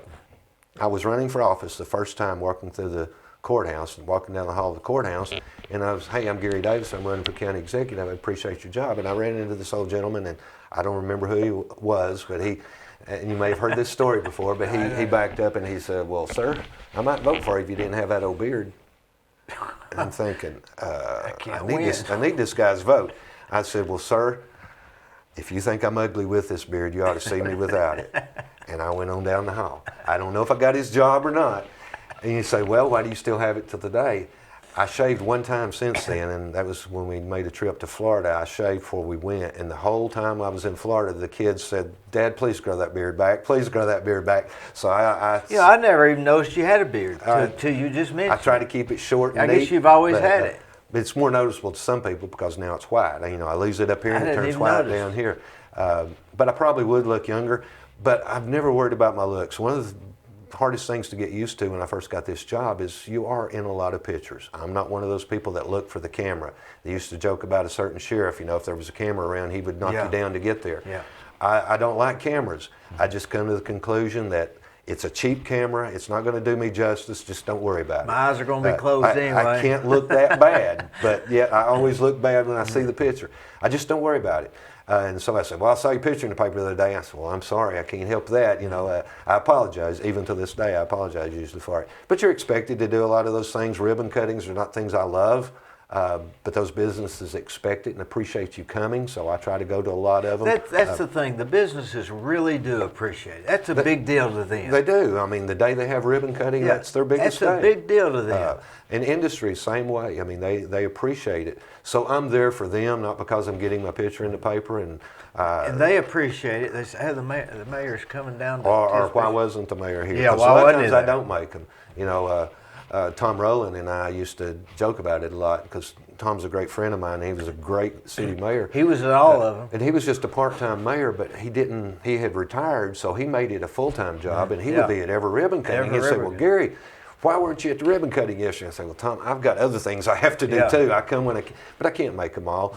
I mean, like I said, the next couple months, I'm middle of budgets. I'm not going to get up from that budget process that I've got a deadline to meet. Another thing, they don't really give you a warning about them. You may already have something set up. Talking about the ribbon cutting? Yeah. Well, they'll give you a warning, but they don't put it not around like your next schedule, month. right? They'll say, well, I may know for a couple of weeks in advance, but it's been really hard here lately because I haven't had an assistant. Normally, they might send a schedule for 4 ribbon cuttings, and I'll try to make 2 or 3, maybe all 4 of them, but usually 2 or 3 of them, and I'll give the list then to my assistant and say, I'm not going to be able to make this one, would you go? And that way, that business knows that at least someone from the county mayor's office was there. But for the last 2 months, I haven't had an assistant, so I've been missed, and there's been a couple of businesses say, why wasn't somebody from the mayor's office there? I couldn't make it, and I didn't have an assistant then. Starting to, very soon, that'll be different, though, so I look forward to it. You hoping to get somebody else? I've got someone starting on the 29th. I don't know what day anybody will be seeing this. Lindsay was good, wasn't he? Lindsay was good. Dan Howell was before him. He had to have been good. Dan Howell had been my opponent in previous elections, so a few years after he was my opponent. I'd hate to run against him. Well, he was there, and neither one of us won. I got beat by 100 votes, and I blamed it on him. And I said, Dan, it's your fault. And he said, you're right, Gary. He said, next time I'll support you. And he supported me in the next election, helped me win. You can count on Dan. Probably 10 years go by, and he retires from Fox News, and I called him up. I had an opening, and I said, Dan, how would you like to work for the county mayor and be my assistant? And he did, and was great until he decided he wanted to be a state rep in Nashville, which I don't know why he wanted to do that. And then Lindsay took his place and did really good. Dr. Hathcock had retired from the chiropractic business, and he knew about government. He had been a commissioner for many years, so he knew a lot about county government, so he served well. And Adam Lewis, who's been involved in lots of campaigns in recent years, I hope people that he's worked against don't hold that against him, but he has a good background. I think he'll be a great assistant, and he starts on the 29th. I look forward to that, having someone there to, because not every all meetings are important, but not every meeting can I attend. I mean, it's just impossible. It's impossible. It's not because I'm going home to take a nap, it's because of a conflict usually. But I always want to be represented, so if I can't, then he can. How do you work out the budget? I wouldn't know where to start. Well, I'll tell you, it's very complicated. And what is the budget? I do it the old-fashioned way. I start today, and I've got April, and May. I've got 2 months, and I'll go through every line in the budget, and I'll mark it up. Who creates the lines? Well, they turn in budget requests, and that was done last week. Those budget requests come in. So these departments send in their requests. Each department sends in their budget now and what they're asking for next year, and we compile it. It's a book about that thick. That book goes to the commissioners. In the meantime, then I start putting together what I call the balance budget. This one this year is $2.3 million out of balance. Well, what? It's because of whatever departments ask for. Right. They'll tend to ask for more. You may have gotten $2 million this year. You asked for $2.3 million next You year. can't just say, okay, 10 departments, everybody raise it by 10%. I've had commissioners in the past that wanted to cut them across the board, and you can't do that because so I do it the old-fashioned way. I know I've got to cut 2.3 million. Well, 2.3 million out of whack. I don't know what revenues are yet, so I start doing first round of cuts. I'll go through the entire budget and make cuts. Out of that 2.3 million, I'll probably make $1 million in cuts, things that they may have wanted, but they could do without for another year or so, type thing. We can't afford everything everybody wants. Hopefully you've had that discussion with your wife before. Yeah. And it's very similar to that. Then in the meantime, I will find out what our revenues are for next year. How much our property taxes are going up, how much our sales tax is going up, and I'll put together a revenue projection. And let's say I project, I'll make up numbers. I've cut it from 2.3 to 1.3. Revenues are going to go up 800,000. All right, if you add in 800,000 in revenues and I've cut it to 1.3, that means I've got another 500,000 to cut. So I'll start back through them again, and I'll do a second round and cut that other 500,000. Come June, first Monday in June, whatever that date is, I will present a budget to the county commission that expenses are match the existing revenues. That's what I call a balanced budget, and I've done that every year. I've never requested a tax And so increase. they vote on it. And then the commission will either adopt the budget as is. Usually finance committee will meet and they'll fine tune it. They have every right to make whatever changes.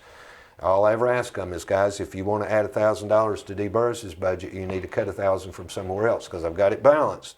Don't get it out of balance. And that has worked 21 What raises to 22 revenues? years.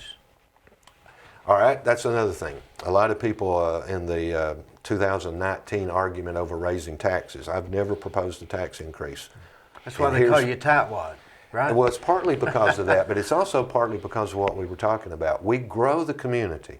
We grow the community in two ways. We grow business, we grow industry in our community, bringing in new businesses and bringing in new industry and bringing in more people building houses, as you well know. That's growing the community. At the same time, we've grown the value of our community. Gosh, I should have done my homework before we talked, but I'll make up a number. When I went into office, a penny was worth maybe, we'll say for the sake of discussion, $100,000. Now it's worth $200,000, that same penny. That's because we've grown the value of our community. Surrounding counties have not done that. Not the same thing. So in other words, the extra money one year would be because somebody built something somewhere and they got taxed for property. The growth in property, building, and industry and business, that's growth. But growth in value is what you're not catching. Very smart people would say, Gary, you've been in office 20 years, why can't you support a tax increase? And I said, because we grow our community, but we also grow the value of our community. When that penny went from $100,000 to $200,000, we just doubled our revenue. You follow me? How did that penny grow? Mm-hmm. Because where you live today, let's say you gave $200,000 for it, and you sell it tomorrow for $300,000. There's $100,000 in growth. That's value. Now your taxes went up because the value grew, but I can have a discussion with you about your taxes going up because your value went up. But I cannot argue with you that your rate should go up just because I arbitrarily have the power to raise your rate. We should grow our community, both in business, homeowners, and industry, but we should also grow the value. You cross the river into Bateman County, their value hasn't grown like ours. You can buy a house up there a whole lot cheaper than you can in Bradley County. Now that's bad if you're buying a house, I grant it. But if you own a house and it grows in value from 100 to 200,000, you're a happy guy. Yeah. But you're also paying us more taxes. And that's where the other money The comes other growth. in. That you got to spread out Right. between these departments. So these smart people would call me up and say, why can't you support a tax increase? Gary, we can't always live on the same dime. And I would have to explain to very educated people, we're not living on the same dime. Our budget's, our budget's $150 million, not counting schools, $150 million today. It was probably not even $100 million when I went into office. So we've grown the budgets, but the challenge is to grow your budgets as your revenue grows. So if you're building more houses, that's why they call it a balanced budget. That's a balanced budget. If you keep them in line. But now if you grow the budget more than your revenues, then the commission's got to raise the tax rate to bring revenues up to match it. I've always presented a budget that was balanced in the fact that we had enough revenues to cover the budget. That's just simple math, right? It is, but it is hard to get people to understand the growth, the value, the growth in value. Like I said, I'm talking about well-educated people. I believe more people realize that. But you wouldn't believe how many times people would say to me, you can't always live on the same dime. You take the school budget. Bradley County school budget is $100 million. I can remember when it was $30 million. People at tripling. Trevina School would roll over in their grave. So the budgets have grown. Now, the schools is a different story because a lot of their funding comes from the state. But if our budget's 150 now and it used to be 100, that means it's grown 50 million. But with my budget proposals, you can bet there's 150 million in revenue to cover it. I'm not going to go to you and say, look, you're paying $1.78 today, but I'm going to up it to $2.50. Why are you doing that, Gary? Really, if they would be truthful, it's because they can. Just like the president now is saying he's going to up our taxes to pay for some program he's got going. Why is he doing that? Mainly it's because he can, if he gets the Congress to approve it. I don't have that attitude. I treat the county's budget just like I do my budget at home. If I'm making $50,000, my expenses are going to somehow be within that $50,000. Now, I also believe no matter what you make, you'll spend it. So, and you know this, as you've grown your income over the years and now you're making $200,000, you're still spending it probably. Oh, sure. And the same thing with the county. As our revenues have grown, we're spending it. We always have needs. And that's okay, But, right? Yeah, as long as they stay balanced. I don't think you ought to grow government that much, but you're always needing to replace fire trucks and ambulances and sheriff's cars and things like that. And you're always needing to give salary increases to the employees. Hopefully you don't have to buy a new police car or a new sheriff's patrol car when you need to buy a new ambulance. Well, you try to stagger them and do some every year is what it amounts to, if in my budget proposals at least. But we just got a new fire truck the other day, and that thing cost, $700,000. I mean, they're very expensive. Does it come with everything? That price would have everything. They get built, and then they go to another place and get equipped and all the How lights. do they do that? Say, we want who decides what kind you get? I pretty much leave it up to the director, the department head. Which is who? Sean Fairbanks is the director of emergency services, but him and his chiefs. Well, now we've got fire trucks that we mimic. This new one we just bought was like the ones that we'd bought 4 or 5 years ago, except updated. They'd gotten too many miles on them, so we're not creating the wheel, so to speak, now that we've got fire trucks like we like them. And the same thing with ambulances, the big internationals that are all over town now. We've still got a few of the little Chevys, but we're trying to replace all of them with the big internationals. Do the new ones do more? On the ambulance, the big international, what we learned over time was those ambulances, the box, there was so much going and stopping that they went through transmissions like crazy. And I was thinking, and the director agreed, check with Chattanooga. They've got these internationals, and it just tells me that the bigger truck, the bigger chassis with the same box on it and a different transmission, different engine, it's going to cost more, but I'll bet you find out that it lasts longer. And they checked with Chattanooga, Hamilton County, not Chattanooga, and that was the story they had. So we started buying them, and that's been our story so far. The bigger chassis, the bigger international truck, Same box, exact same box is on our new ambulances that was on the smaller ones, but they are so much better maintenance-wise. But that, when you see a new one of those come out, and we've got one on order right now, that's $75,000 right there, just for the truck with the same box on it. So very expensive to replace this equipment. You've got to do some all along. You've got to plan for it. If you don't, you don't have a... In this new budget, he may be asking for 4 ambulances, new ones. He'll probably get 2. And we'll keep doing that. You see one. So I don't very rarely cut the budget per se, but I may cut the request. That 2.3 million is requested increases, and it'll get cut back to a smaller amount that'll match the revenue. At the end of the day, we do fine. We continue to provide the level of service that our citizens expect. We continue to grow our departments. You know, they have to grow in numbers too as the population grows. We've built more fire stations. We've got more ambulances out there. Right now, our biggest challenge is to get employees. Paramedics are very hard to find. We've upped the pay somewhat, but it doesn't pay enough to incite It's got to be the worst job. It's a great job if you have a calling for it, so to speak. If you want to be out there saving lives, you don't want to go to med school for 7 years or whatever and be a doctor, but you still want to save lives, you can become a paramedic. And the things that we have on those ambulances, they save so many lives. They're on the talking to the doctor back at the ER, but that paramedic is saving those lives. And, you know, I get stories all the time from people. Hey, last week, a guy called me and he said, you know, your paramedic saved my son's life last night. And he had a small baby, had an issue. I don't want to say a whole lot about it, but in his, you know, they'd saved his son's life last night, you know.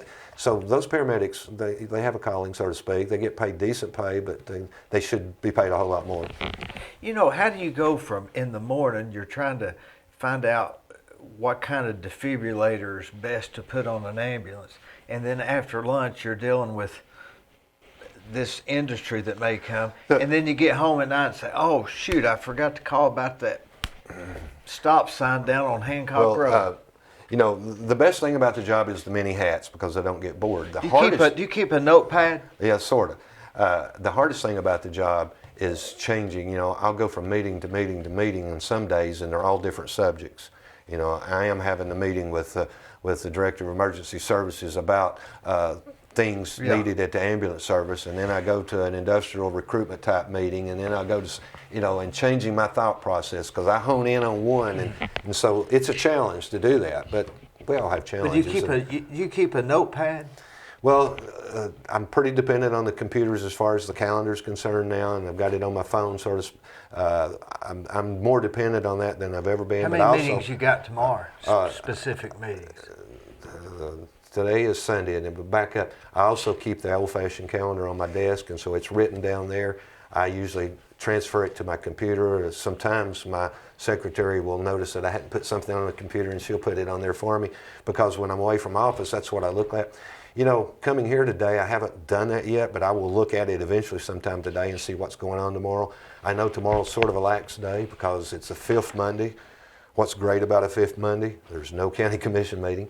Every Monday, every week starts out with a commission meeting, and so that's a different hat also in preparing and getting ready for that. I don't have a commission meeting tomorrow, and I really don't know what's up. Hopefully it's a lax day.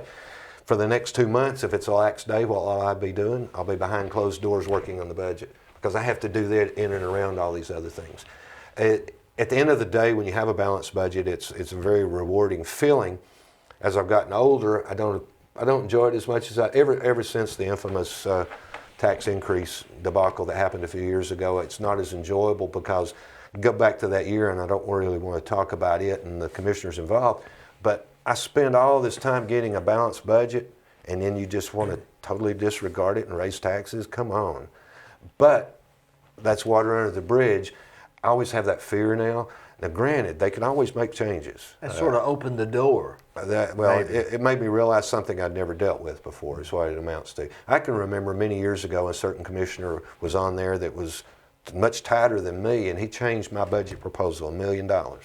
It was that guy that always voted no on everything. No, it wasn't him. It was a smart, but he was conservative, but he also had his own ideas. So I do a budget proposal that year, and he had the votes, and he changed it by $1 million. And I don't remember what it was.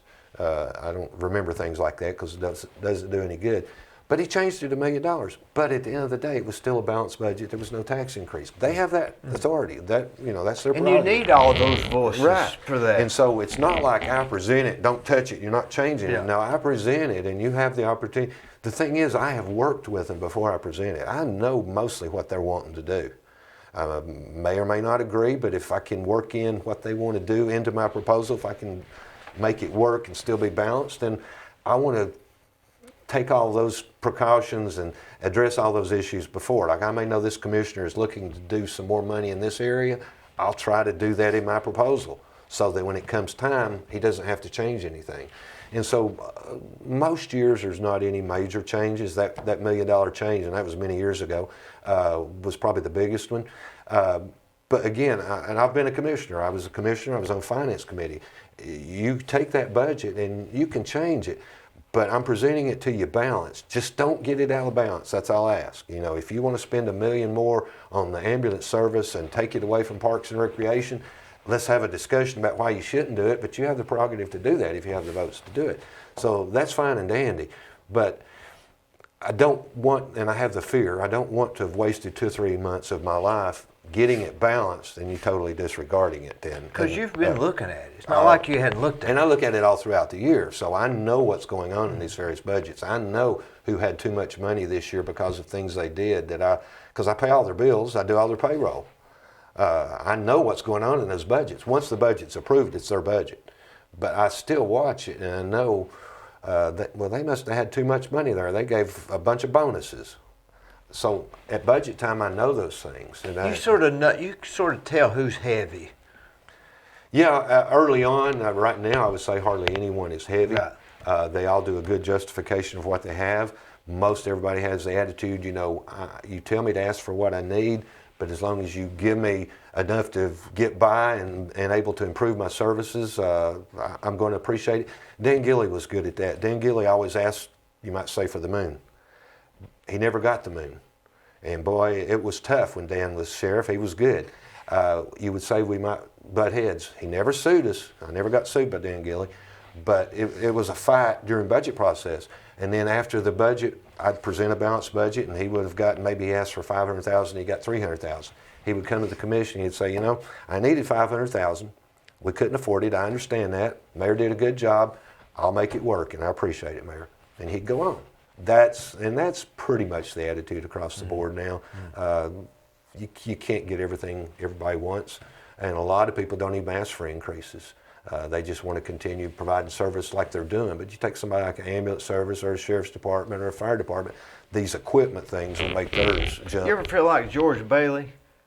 Remember on that movie, the It's a Wonderful Life, where he's having to divide up all the money. Yeah. The bad thing of it is, used to I felt like anyway, at the end of the day, everybody's mad at me, nobody's happy. But now I think they see it differently.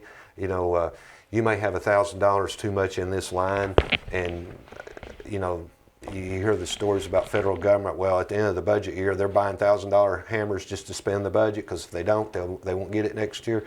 Early on, I would tell them, look, if you've got $1,000 left, leave it. Don't spend it. It'll come back to the general fund. I won't hold it against you next year, because for whatever reason you thought you were going to need it and you didn't. I'm not going to hold it against you. Most of them know that now, and so the camaraderie and the working together relationship with all the departments I don't is much hear better. anything negative about Gary Davis. And I would hear, I'm out in the community. I hope not. I realize it's about perception, and that kind of bothers me, because I have no control over perception. The perception is that you're trying to keep the taxes down. That's true. But even though some brag and say, well, yeah, I like him because he's a tightwad, I don't like that thing about me. I want the perception to be, I'm trying to keep the costs in line with the revenues, but I'm also doing everything I can for your department. I think that's slang. I think slang for that is tightwad. Yeah. You know what I'm saying? It's almost a compliment. I would take it as a from compliment. some, but then it's not from others. And I don't think I am a tightwad. It's just that, and in the same way at home, I use this example sometimes. My wife, and she wouldn't do this, but if she said, Gary, I need a new car and I need it now, she knows I'm going to say, look, I will try to work it in our budget, but it may take us a year or two. You see what I'm saying? Just because she says I need it now. You're physically responsible. And I think that's what the citizens expect. I know that's what they deserve, and I'm not saying that politically. It's the truth. I mean, it's proven year after year after year. I've presented 20 balanced budgets. I'm not ashamed of any of them, and not one of them requested a tax increase. And yet, look at Bradley County today. I mean, we're light years from where we were when I went into office. I'm not saying that's because of me. It's because of a lot of things we've talked about. But budget-wise, even that budgets have grown. We went to work immediately growing the value of our community. We've done well. We went to work continuing to grow our community. You know, in 08 and 09, you probably weren't building quite as many houses. Last year during the pandemic, you were, I think. Building really boosted. But there's times that things like that have slowed down, Sure. but our values continue to grow. When Stanley does a reappraisal this year, more than likely he will say, look, values increased 10%. What does that mean? The county commission's going to lower your tax rate 10%. Every time that's happened, we've lowered it because we can't bring in more money from a reappraisal. Stanley reappraising your house It's supposed during to the even everything out. The revenue will stay even. Now, some people's value may have gone up 20%, and the average was 10, so we cut the rate 10, so you got an increase. But we can't bring in additional revenue.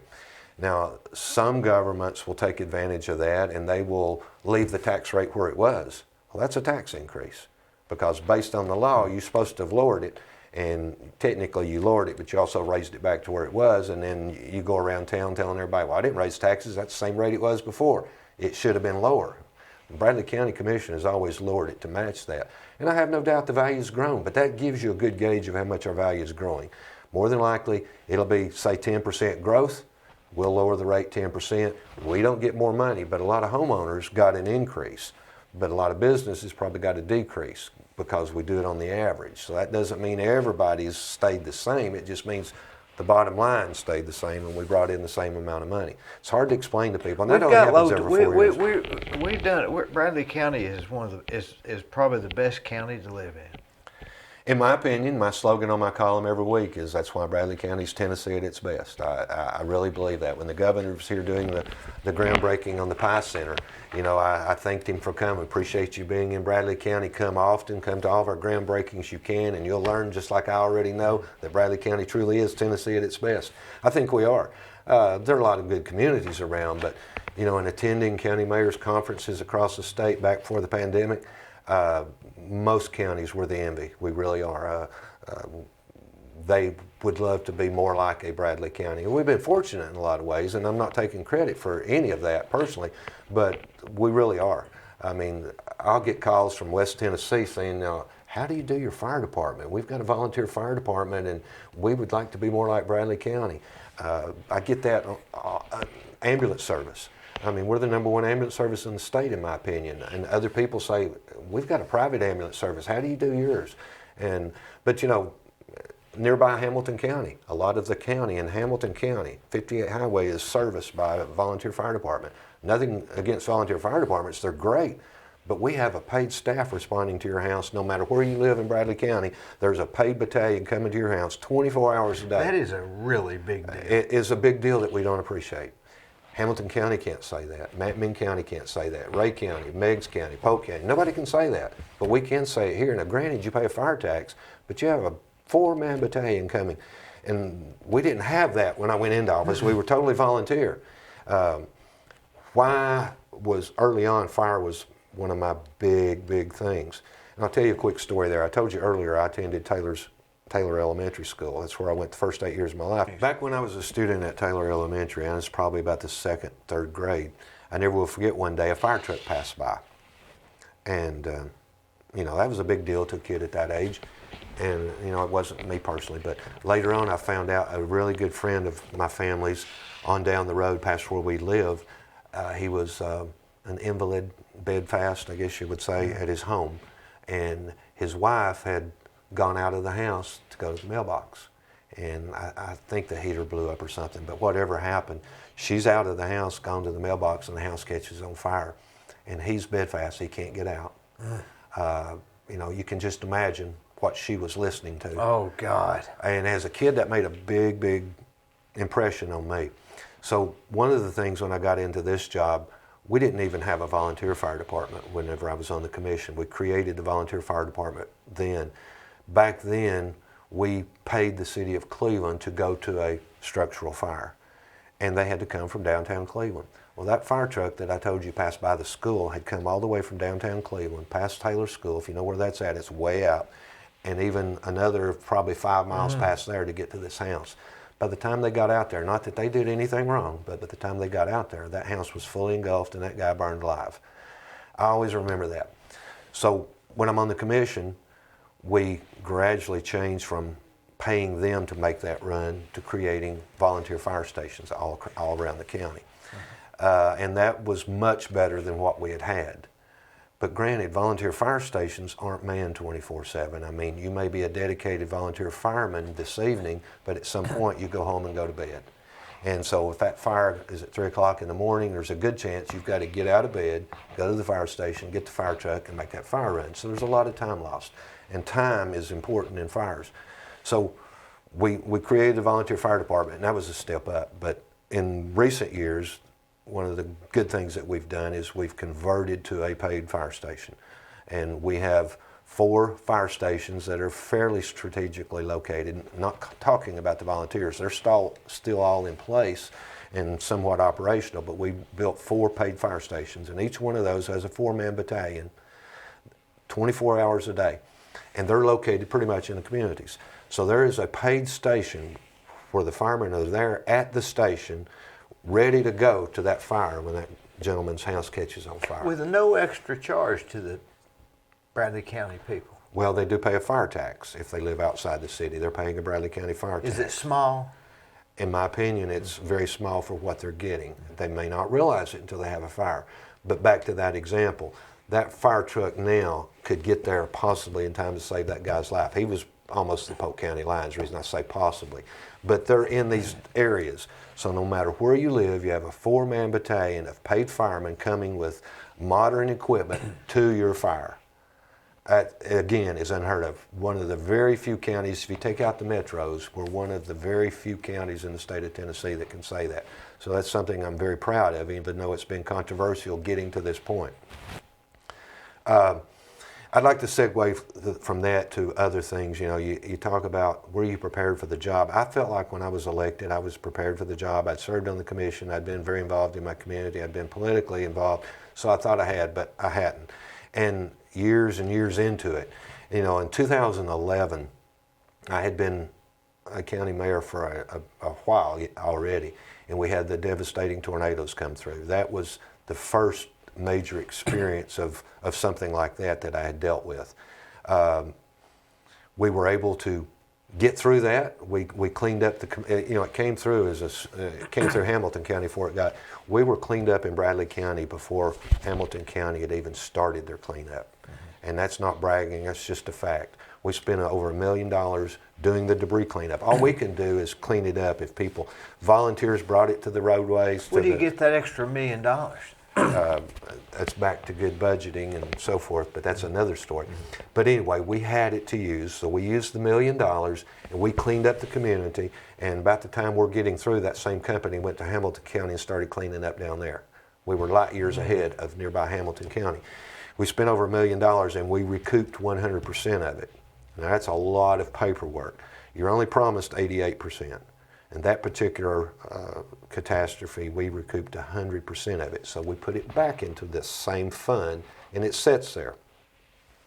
2020 rolls around, and I had a lot of new commissioners, but on this subject, they really trusted me. And I went to them and I said, look, it's not my first rodeo here. We've been through this before. I'm not bragging about it, but it's almost the same situation.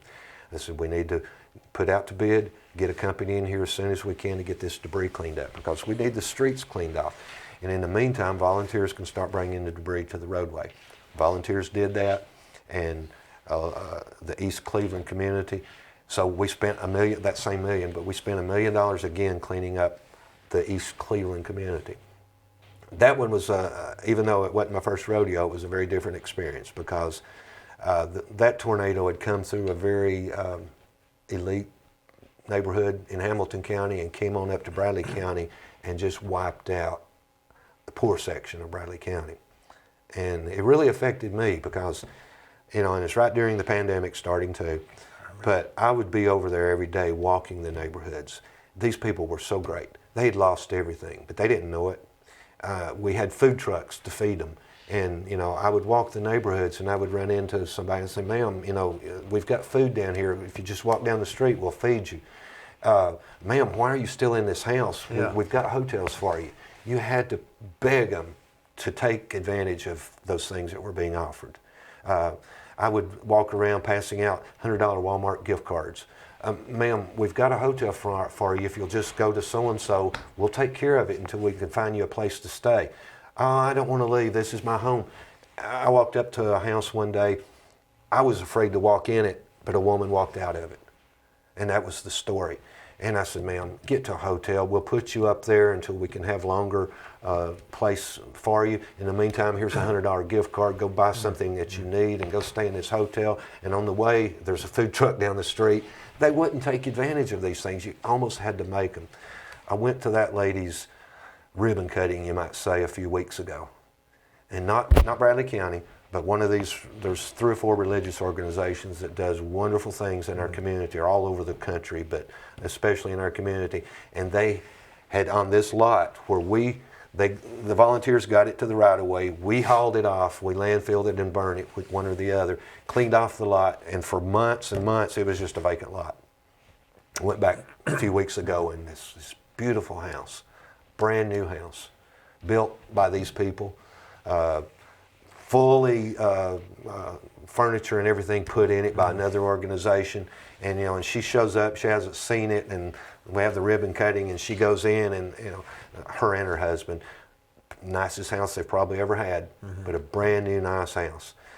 There's so many of those stories, and that was true in 2011, but in 2020, because of the people that it involved, we could do a show just on this. They didn't even have insurance. Many of them didn't have insurance. These people didn't. Yeah. But they weren't asking for anything.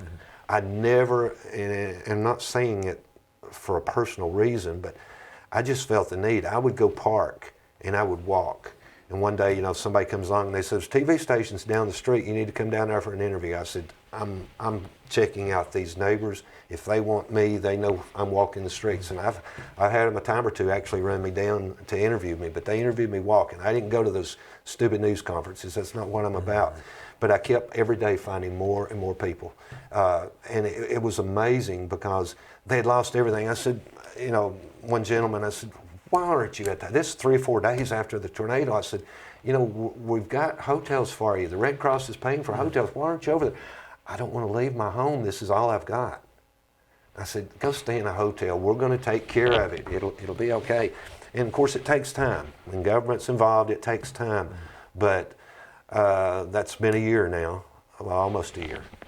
Not a year until sometime in April. But probably 10 months later, many of those have new homes. I went to one that had a brand new mobile home moved in. A lot of them lived in mobile homes. Some of them have used mobile homes moved in, and they're happy as a lark. I went to this one lady, she had a mobile home, and someone bought and replaced her mobile home with a brand new one. And she was so happy, and it was fully furnished and everything. It's the differences with these people. They had nothing. They lost everything, but they didn't really have much to lose. They lost everything, and they were so happy and appreciative, and they didn't. I was never asked for one thing. When I gave somebody a Walmart gift card, they didn't ask for it, I promise you. That, I don't like giving the person with a sign that says, that bothers me because there's jobs out there, usually. But these people weren't out with signs. They weren't asking for a thing.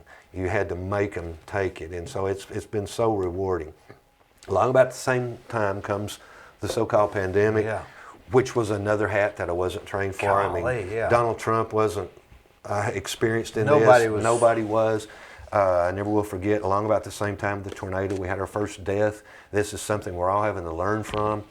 The numbers kept getting higher and higher, and people are dying like crazy. And then this political war starts about, it's not real, it is real. I'm not wearing a mask, you should wear a mask. Everything has gotten so political. when the mask mandate was handed down from the governor didn't want to do it, but he wanted to give us the authority to do it. I said, look, I am not mandating anything. Government doesn't need to be telling you what to do, but I am going to spend my time, again, walking through these communities, so to speak, and encouraging people to wear a mask. You need to wear a mask. You need to do all these guideline things. Will they cure it? Probably not, but it's all we know to do, is my position. And in the meantime, I get people daily, tens and hundreds of emails. Why won't you mandate masks? My mom's about to die, and if she dies, I hope you die too. You wouldn't believe the stuff I got from these people. But I contended to continue down that same path. I'm not going to make you by some crazy mandate that's unenforceable anyway. But I think that the people, if they know to do it, will do it. Now, I've got relatives that will not wear a mask. I understand. I understand the argument both ways. I really do. But what I've tried to get everybody to understand is, let's do all we can. Do you not know a family member that's had COVID? Do you not know a family member that has died? I mean, I've been fortunate, knock on wood, I haven't lost a family member to COVID. I lost a brother during COVID and couldn't visit him in the hospital because of COVID and all of that. So I kind of experienced how it is for someone to die when you can't visit them. But and till this day, they want to argue about wearing a mask. I said, look, it's all we know to do, and it sure is the hell better than the alternative. Well, now the argument comes along about vaccines. Oh, I don't want to do a vaccine. I'm afraid of what it might cause. Those scares have always been there about any vaccine, whether it be polio. I mean, I know some horror stories that have come out of vaccines over the years. But again, if you know of someone who's died of COVID, if you know of someone who is suffering from COVID, maybe they've recovered, maybe they didn't recover, isn't vaccine better than the alternative? So, you know, getting people to abide by the guidelines was a challenge that I never dreamed of having to deal with when first elected or even elected the last time. How would you know?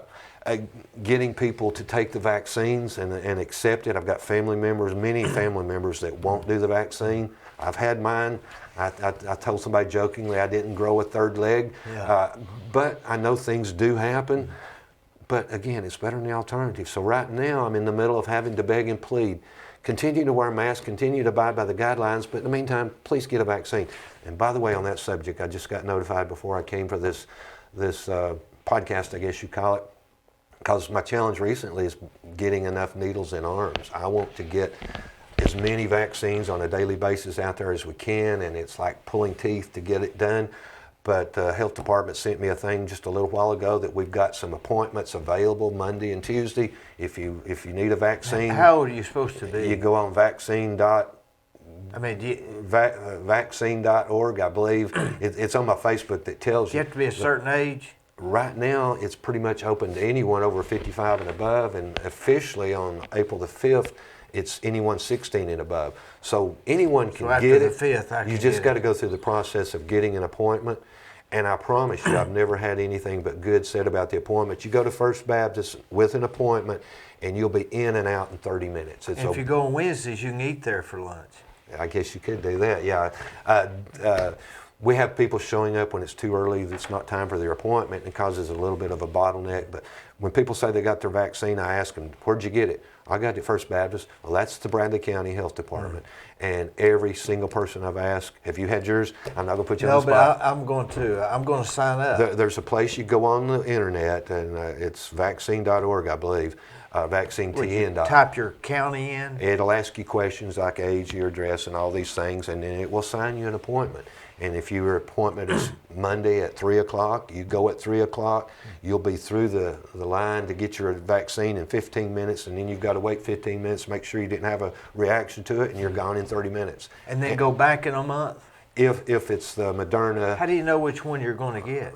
Can you choose? They'll tell you then. No, you're not to the point of choosing. Yeah.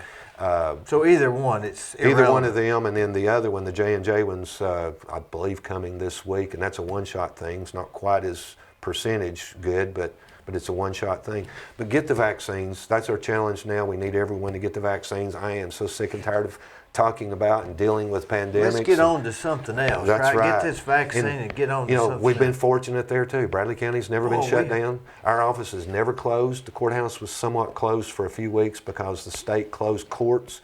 The jail visitation was closed for a while. There's been a lot of things that were kind of shut down, but our government is not shut down. Bradley County businesses have not shut down. Building has boomed in 2020. We've been fortunate in Tennessee and Bradley County again. Sales tax is way up right now. Whenever New York and California are having all kinds of problems, we've done things right even on that, and there's been a lot of mistakes made, don't get me wrong. I mean, it was a learning curve for everyone. Nobody dealt with the pandemic. Not many people have dealt with tornadoes like I was talking about, but we've gone through it. There's been a lot of good people die and pass away. We need to remember those, but we need to get vaccines out and stop the dying. Our dying now is reduced down to about 1 a week. There for a while it was 2 or 3 a day, just in Bradley County. And now they've got a vaccine. They've got a vaccine. Get on with Let's this get it thing. out, and we need to get more out. And I'm pushing. They're available at pharmacies, Walmart, both Walmart pharmacies, Medical Center Pharmacy, the one on 25th Street. I can't think of the name right quick. They all have vaccines, and we have them. But we need to do more. Shipments are increasing. There at first, you didn't have the supply to do more, but the shipments are increasing now. So my challenge now is to get everyone vaccinated. I want to get to that so-called herd immunity around 70 or 75%, and not ever mention the word again, because we've got other challenges out there. There will always be a challenge, don't get me wrong, but I hope it won't be a pandemic or a tornado. And this is something we can do something about now. It is, and again, it's easy to be critical. Did Trump do this right? Did this governor do this right? Everybody made mistakes. Everybody. But we've come through it pretty good. Trump did great with warp speed of getting the vaccines out so quick. And now it's our challenge to get them. Vaccines until they're in arms are not worth anything. So we've got to get them in arms. We've got to convince people that why compliment him on that if we're not going to get it? That's true. Yeah. And a lot of people that were Trump supporters are not necessarily vaccine people. And that's why Trump the other day publicly said, folks, I got the vaccine, you need to get it. And I'm glad he said that, because we need to get it. And in the meantime, we still need to continue to remember the guidelines. People are sick of hearing that too. And, I'm not for mandating anything. I bet you're sick of saying it. I am, I really am. But, I took it as a challenge. I'm not going to mandate something, but I'm going to spend every penny of time I have trying to convince you need to do it. And because of vaccines, fewer and fewer people are wearing them. And the people that know more than I do, say that until we get to herd immunity, we need to continue to abide by all the guidelines. So I have to believe them. I still wear my mask. I took it off to come in here for this program, but I still wear my mask. But people are so critical right now because they've gone through so much over the last year. I mean, I'll have my picture made in the newspaper and I didn't have my mask on. What they don't realize is I had my mask on just before they took the picture. Yeah. I took it off, I put it right back on. But they're so critical. And, somebody one day emailed me and said, I drove by and you were on a tractor and you didn't have a mask on. Well, no, I'm out in the middle of a field. I didn't need a mask. But I still promote it. But I don't think you ought to mandate it. And I think we've done good by not mandating it. I don't think that was a mistake at all. And whether masks helped or not, nobody knows, but it is a good thing. I think we need to keep promoting it, get vaccinated, and then we'll get back to talking about, and we recruited one industry during this time that's down there building now. If you look at the new industrial park, it's great to have one. We should have 2 or 3, but we've got one that in the middle of a pandemic agreed to come to Bradley County and spend millions of dollars building a facility. That's wonderful. So great things keep happening in Bradley County. I can't say enough. Not because of me, but because of everybody working together. Bradley County is just a wonderful place to live, work, raise a family, as I always say. But it's because people like me work for the greatest people in the world right here in Bradley County. I love Bradley County, and because of that, I hope to continue to work for Bradley County for a while. Well, Gary, you've done a great job. I know it, and the Bradley County people know it. And Well, let's have another 23 years. I hope so. Not 23 years, but thank you. I appreciate it.